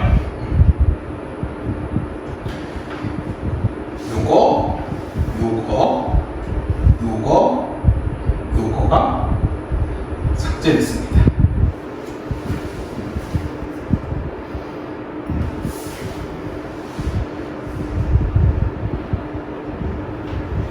좀 시간이 있기 때문에 얘네 4글자 하나씩 설명드리면요. 첫 번째 얘는 뭐냐면 열이 희응이에요. 열이 희응이거든요. 그래서 여러분들 그 자음 책을 보시면 예사소리, 된소리, 거센소리 이렇게 나눠져 있거든요. 그래서 이거 딱 잠깐 딴 거 보시면 기역, 쌍기역, 기역, 쌍기역에서 예사, 된, 거센 소리 되는데, 여러분 자음 책을 보시면 희응은 혼자밖에 없어요. 혼자 없거든요. 그래서 희응은 원래 또 혼자인가 했었는데 원래는요 이 열이 희응이 예사 소리였고 이 희응이 된 소리 혹은 거센 소리 아니었느냐라는 사람들이 얘기가 있어요.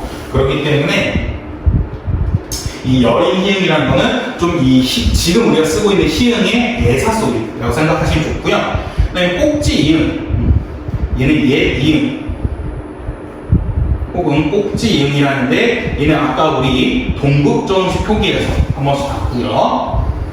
이 세모 표시는 뭐냐면요. 세모 표시는 반치음이에요. 반치음. 반치음인데 이거는 지금 어떻게 생각하시면 좋냐면요. 현대어로는 그러니까 이건 알파벳으로 쓸 수 있거든요. 알파벳에 Z라 생각하시면 좋습니다. 그래서 여러분들 그 우리나라 말에서 제일 헷갈리는 게 그 Z랑 J거든요. 그래서 여러분들 그거 쓰잖아요. 얼룩말. 지브라가 얼룩말 맞죠? 국어 선생님가 영어 할 때마다 틀릴까봐 걱정되네. 지브라 스펠링이 뭐야? Z밖에 기억이 안 나. 근데 지브라 할 때 우리 이거 Z로 하잖아요. Z로 하는데 근데 이게 J는 지읒은 우리 현대어로 J거든요. 그럼 Z는 근데 우리가 지브라 발음할 때 지브라 이러잖아요. 이게 지브라 이러지 않잖아요.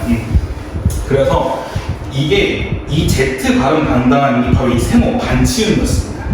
만약 반치음이 계속 살아있었으면 이 지브라를 이렇게 썼겠죠. 그때는 지브라 알겠죠? 이건가? 이 맞아요? 그래? 휴. 다행이다. 그 다음에 마지막 이 점은 뭐냐면요. 우리 아까 봤다 말해야 그겁니다.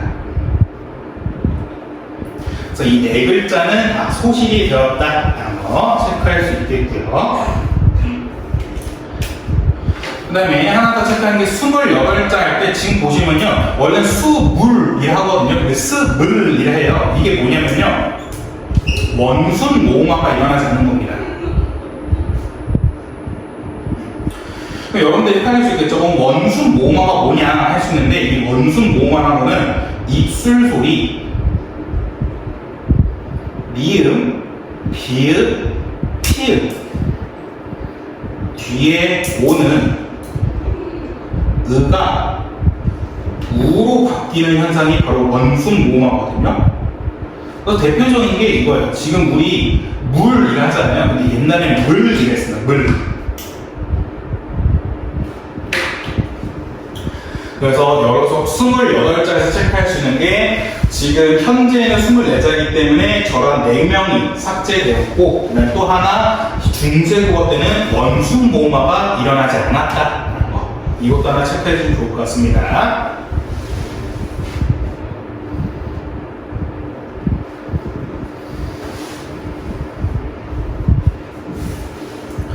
자, 그 다음에 28자를 만들었다니까 여기서도 체크할 수 있는 게 훈민정음 창제정신 중에 창조정신 체크할 수 있겠고요. 자, 그 다음 줄 사람마다 하여 수비 몇겨 하는데 하여에서 체크할 수 있는 게 가짜병서죠. 가짜병서 이응 체크할 수 있고요. 그다음 수비 보시면요. 아까 우리 봤던 순경음 비읍을 볼 수 있습니다.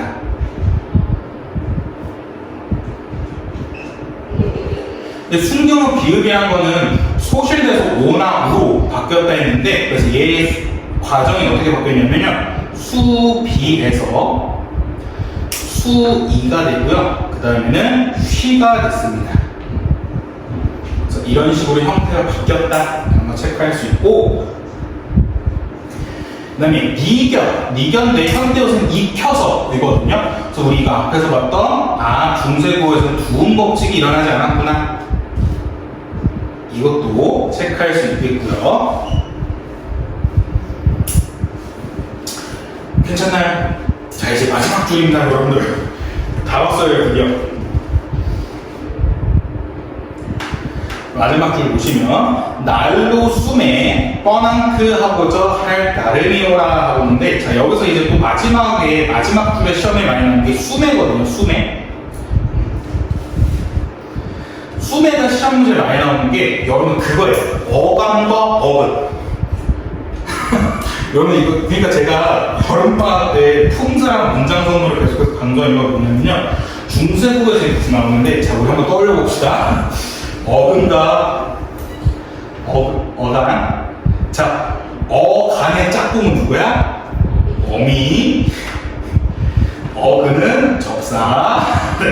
이거 기억하고 계셔야 되고, 어간과 어근의 차이점은 뭐냐면 어근은 뜻이 있느냐 없느냐, 그때 어근이었고 어간은 형태가 바뀌냐 안 바뀌냐 그거였습니다. 이걸 왜 계속해서 그러냐면요, 여기서 그 장난을 안 쳐요.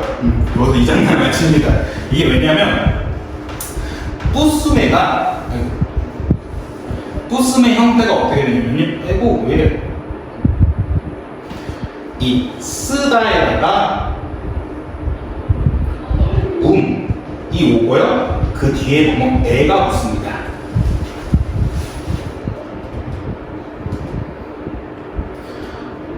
이 뿌스는 이제 이렇게 볼 수 있는데,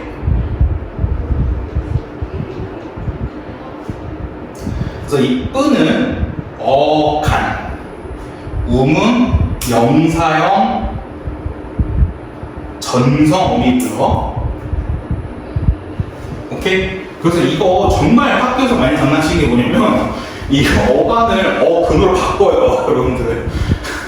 어간을 어근으로 바꿔. 진짜 치사기네, 이렇게 바꿔. 그러니까 이걸 기억해야 되는 거예요. 그래서 어간입니다. 왜냐면 뒤에 어미가 왔기 때문에 그래. 명사형 전성 어미가 왔기 때문에 이 뿌스는 어간이에요. 이거 틀려보면 진짜 화 엄청 낼 거야. 그래서 뿌스메 해가지고 얘 형태가 이렇게 돼서 애가 됐다가 뿌메가 됐다가 뿌스메 이렇게 바뀐 겁니다.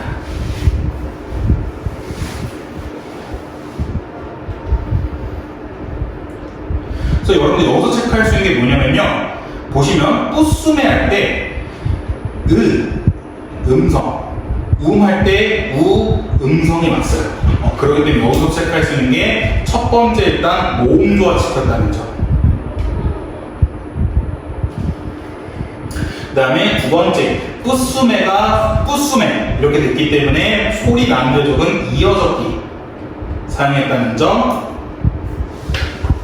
그 다음 세 번째, 비읍, 시읒이라는 서로 다른 자음이 연달아 붙은 합용병서가 쓰였다는 점.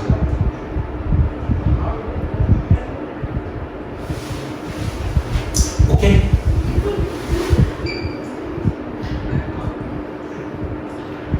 그 다음에 두 번째로 여러분 학교에서도 장난 많이 치는 게 뭐냐면요, 이 쓰다의 음이거든요. 쓰다의 음인데 이게 무슨 말이냐면, 중세국어 때는 뿌쓰다가 있었고 쌍시오쓰다가 있었어요. 근데 이 쌍시오쓰다는요, 글자를 쓰다, 그러니까 write의 뜻이었고요, 뿌쓰다는 사용하다의 뜻이었어요. 그래서 얘는 use의 뜻이었습니다. 오케이? 그래서 이것도 한번 조심하셔야 돼요. 그래서 여기서 뿌쓰다이기 때문에 뿌쓰는 글자를 사용하다는 뜻이에요. 글자를 적다는 뜻이 아니에요. 오케이? 그러니까 이 쌍시오쓰다가 글자를 쓰다, 글자를 적다는 거라 write라는 뜻이고요. 뿌쓰다, 비읍, 시읒이 온 거는 use, 사용하다는 뜻입니다. 오케이? 이거 한 번 더 조심하셔야 되고, 그 다음에 마지막, 따르미오라 시읒, 디귿이라는 합용동사 볼 수 있고요. 침을 잠깐 합용동사 시읒 볼 수 있고요.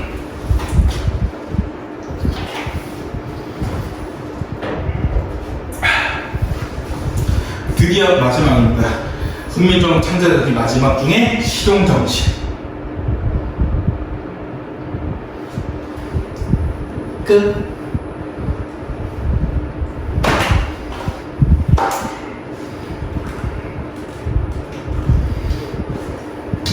쉽진 않죠? 쉽진 않죠? 쉽진 않으실 텐데. 그래도 여러분들 계속 시험에 나오는 것만 계속 겹칩니다. 여기 세종하고 훈민정음 같은 경우에도 그렇게 막 완전 꼬아서 낸 것도 없고요. 딱 그 정해진 시험 범위 내에서만 계속 나오다 보니까 천천히 보시면 될 것 같고, 그래서 일단은 제일 좋은 건 앞서 말씀드렸던 것처럼, 이거 들어가는 말씀드렸던 것처럼 여러분들이 이걸 보시고 스스로 분석하시는 게 제일 좋아요.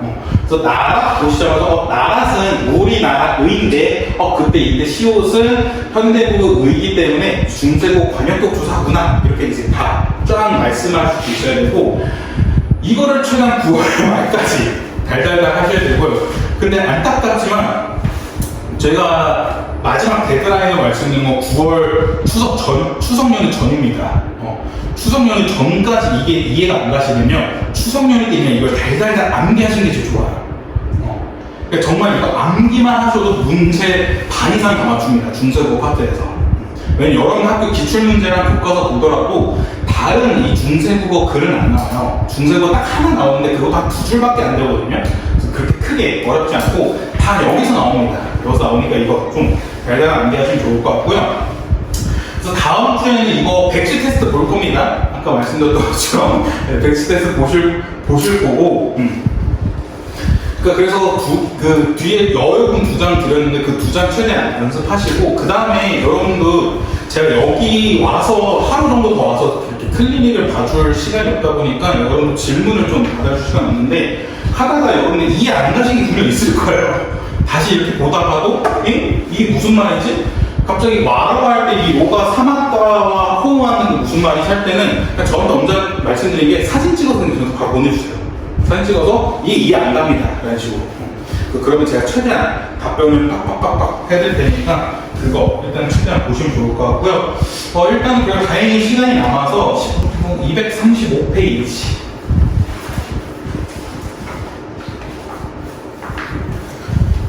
235페이지는 이것만 잠깐 보고 갈게요. 아까 언어의 역사성하고 말씀드렸는데, 언어의 역사성은 생성, 소멸, 변화, 이렇게 3가지가 있고요.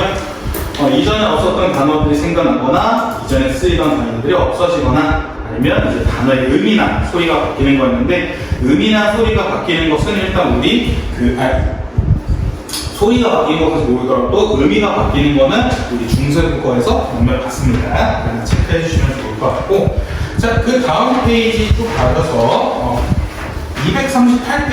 238페이지에 본문 확인 문제 있거든요. 그러니까 우리가 배웠던 세종어제 훈민정음이 어떻게 문제로 출제되는지를 한번 보실 텐데, 1번 보시면요, 기억부터 미으면 뜻풀이입니다. 뜻풀이를 찾아라는 거였는데 답은 3번이었거든요. 우리 아까 3번 이르고자였는데 이 이르고자는 현대어로 부르면 말하고자 였었죠. 도달하고자가 아니었기 때문에 그래서 1번의 답은 3번이었습니다.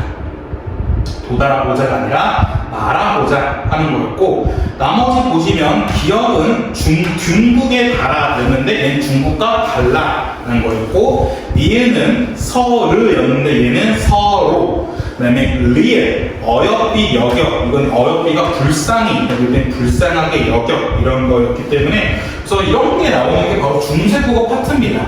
그래서 제가 지금 말씀드린 게 아까 그 종이 앞뒤로 한 장을 달달 남겨 보시면 웬만하면 나오죠.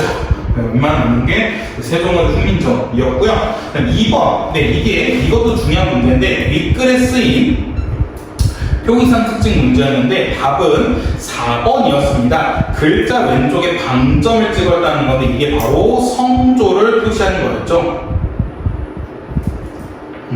나머지 보시면 띄어쓰기 하는 거. 띄어쓰기는 현대국어에서 중세국어에서 띄어쓰기 하지 않았고요. 가로쓰기 역시 현대국어고 중세국어에서는 세로쓰기를 했었고, 그 다음에 끊어적기가 아니라 중세국어에서는 이어적기를 했다는 거. 쉽죠? 네, 이겁니다. 중세국어, 세종어제 훈민정음이. 그렇게 어렵지 않아요. 그래서 그거 체크하시면 될 것 같고요. 그 다음에 가서 그 다음 페이지 239페이지에 이거 하나 보고 갈게요. 혹시나 하니까 세종대왕님이 훈민정음을 창제한 까닭이 무엇일까라는 건데, 한글이 창제되기 전에는 중국의 문자인 한자를 늘려 우리말을 표기하였다. 그러나 한자는 배우기 어렵고 익히는데 오래 걸렸기 때문에 일반 백성들은 말하고자 하는 바를 글로 표현할 수 없었다. 세종대왕은 이러한 사정을 알고 백성들이 글자를 쉽게 익혀 자신의 뜻을 펼 수 있도록 하기 위해 훈민정음을 창제하였다. 그래서 창제한 까닭과 그다음에 또 이런 게 나올 수 있는데 어떻게 생각이 바뀌었는지 한 건데 자신의 글을 써서 다른 사람에게 전할 수 있었다. 그다음에 스스로 읽고 지식을 습득할 수 있었고 정보를 공유할 수 있었고 무엇보다 글자를 몰라서 억울한 일을 당하는 사람들이 줄어들었을 거다라는 거. 그래서 좀 번외 이야기인데 여러분들 가끔씩 뉴스 보면 그런 거 있었잖아요.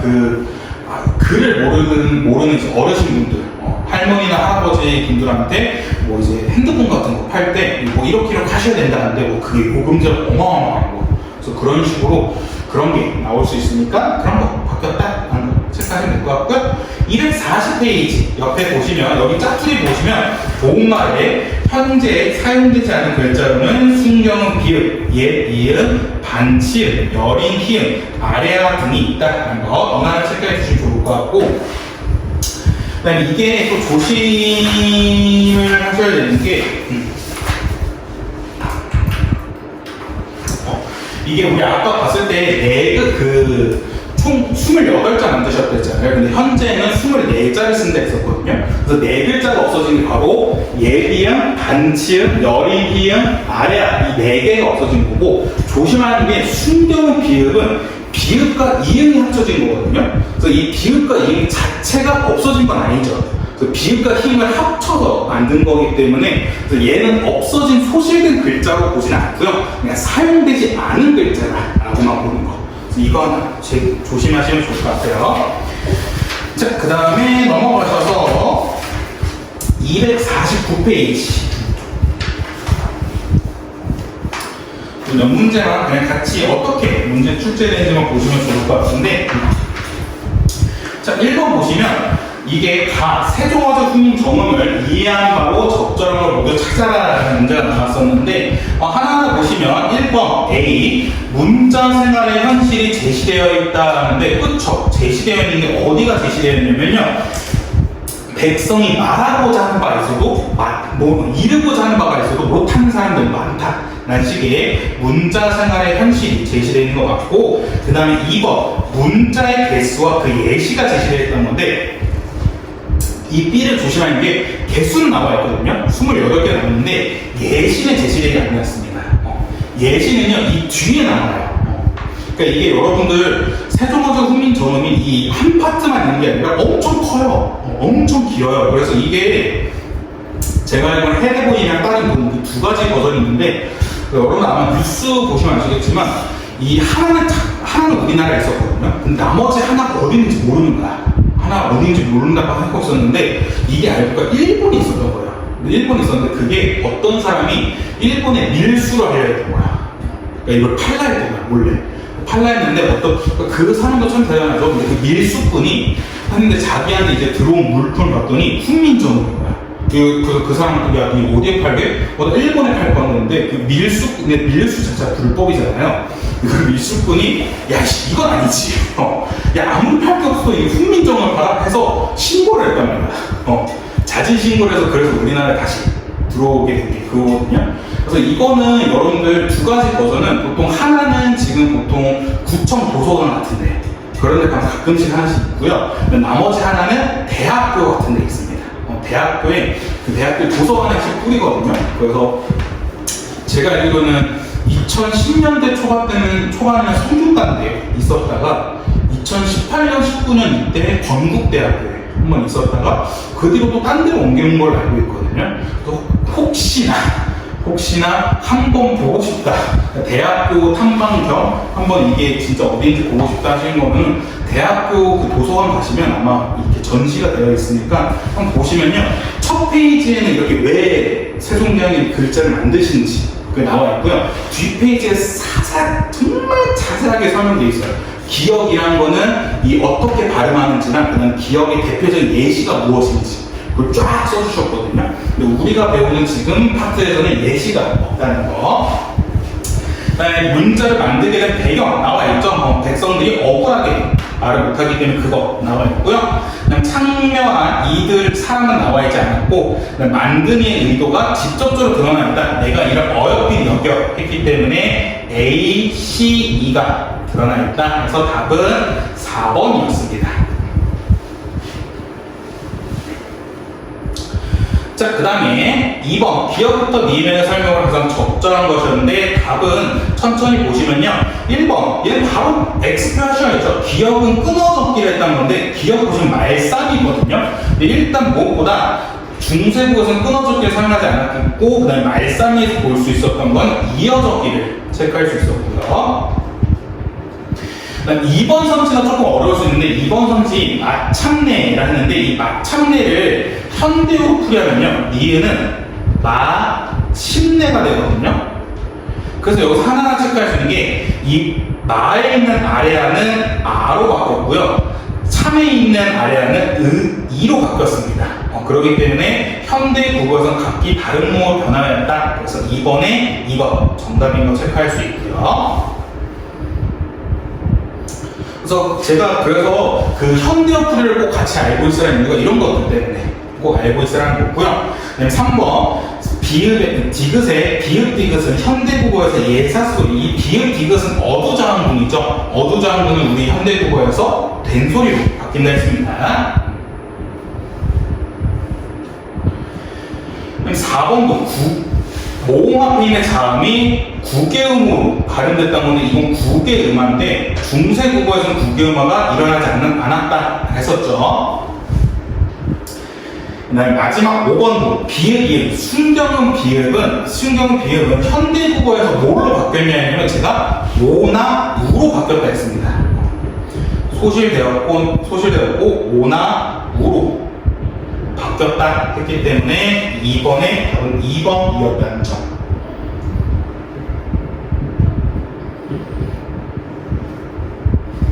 체크 하나 좀 주실 거고. 자, 그 다음에 3번 보시면요. A, B가 당시 의미는 어땠고, 현대국어에서 어떻게 달라졌느냐라는데, A는 어린이거든요. 어린은 중세국어 때 어리석은이었고, 현대에서는 나이가 적은 바뀌게 되었죠. 그 다음 B, 어역비 같은 경우에는 중세국어 때 불쌍하게 라는 의미였는데 현대국어에서는 예쁘게 로 바뀌었고요.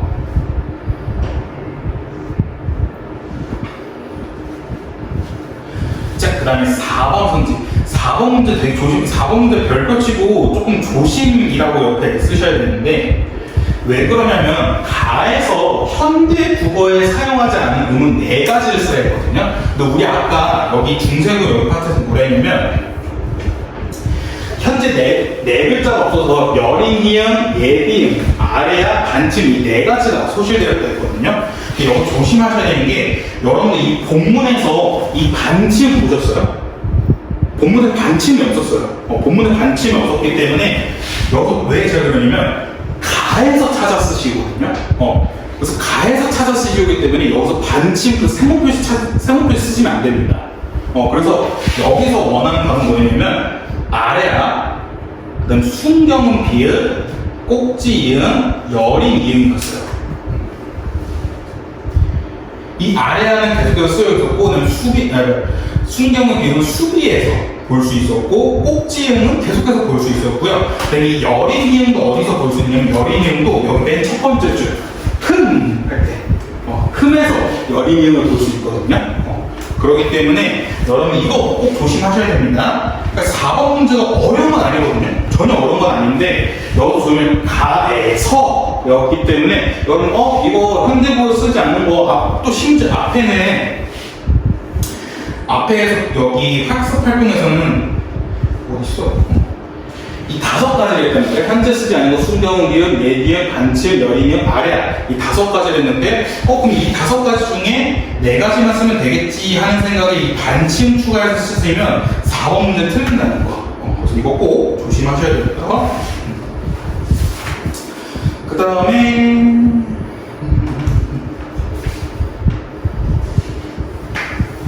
그 다음에 252페이지 252페이지 3번 문제 보시면요. 다에서 현대 국어에 비교 부사격 조사 와랑 과에 해당하는 조사가 쓰인 어조를 찾아 쓰시는데 이것도 아까 지금 비교 부사격 조사 와랑 과에 해당하는 조사가 애였거든요. 그래서 애가 쓰인 건 뭐였냐면 바로 균국애였습니다. 균국애.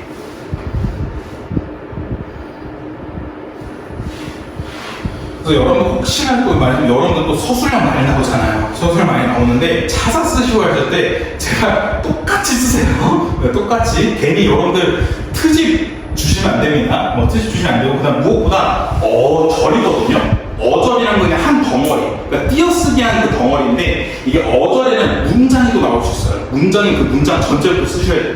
오케이? 이런 거 좀 조심하셔야 되고 그다음 4번 문제 같은 것도 계속 나오는 게 의미로 적절한 것이었는데 이거 그냥 빠르게 한번 보시면 답은 4번이었습니다. 하여는 그냥 하여였거든요. 해마다라는 뜻과 전혀 관련이 없었기 때문에 4번의 답은 4번이었다는 점. 오케이? 그렇게 크게 보시면요. 그러니까 우리가 수업한 내용은 막 많고 어렵고 하는데 막상 문제를 보시면 그 내용과 거의 내용이 지금 단순하게 나오거든요. 너무 걱정하실 필요는 없고요. 그래서 일단은 오늘은 여기까지 보시면 좋을 것 같고 숙제는 258페이지부터 끝까지 푸시면 됩니다. 258페이지부터 끝까지 푸시면 되는데 몇 문제 안 돼요. 한 20문제? 20문제 조금 넘을 텐데 이거 한번 푸시면서 한번 다시 복습하시면 좋을 것 같고 근데 대신 문제가 적은 대신에 이거 공부하셔야 됩니다. 이거 공부하서 다음 주에 한번 쫙 해서 보는데 테스트 보고 재정 같은 건 없고요. 깜지 이런 거 보면은 아직 첫 수업이다 보니까 근데 이거를 매주 숙제로 드릴 거예요. 왜냐면 까먹지 않게. 왜냐면 여러분도 이번 주 이거 수업하고 다음 주에 가실이나 이런 거 수업하고 나서 갑자기 8월 마지막 주나 9월 첫 번째 주에 다시 이거 보면 분명히 여러분들 까먹고 있거든요. 그래서 매주 이렇게 여러분들 좀 써서 복습할 수 있도록 드릴 테니까 계속해서 복습하시면 좋을 것 같습니다.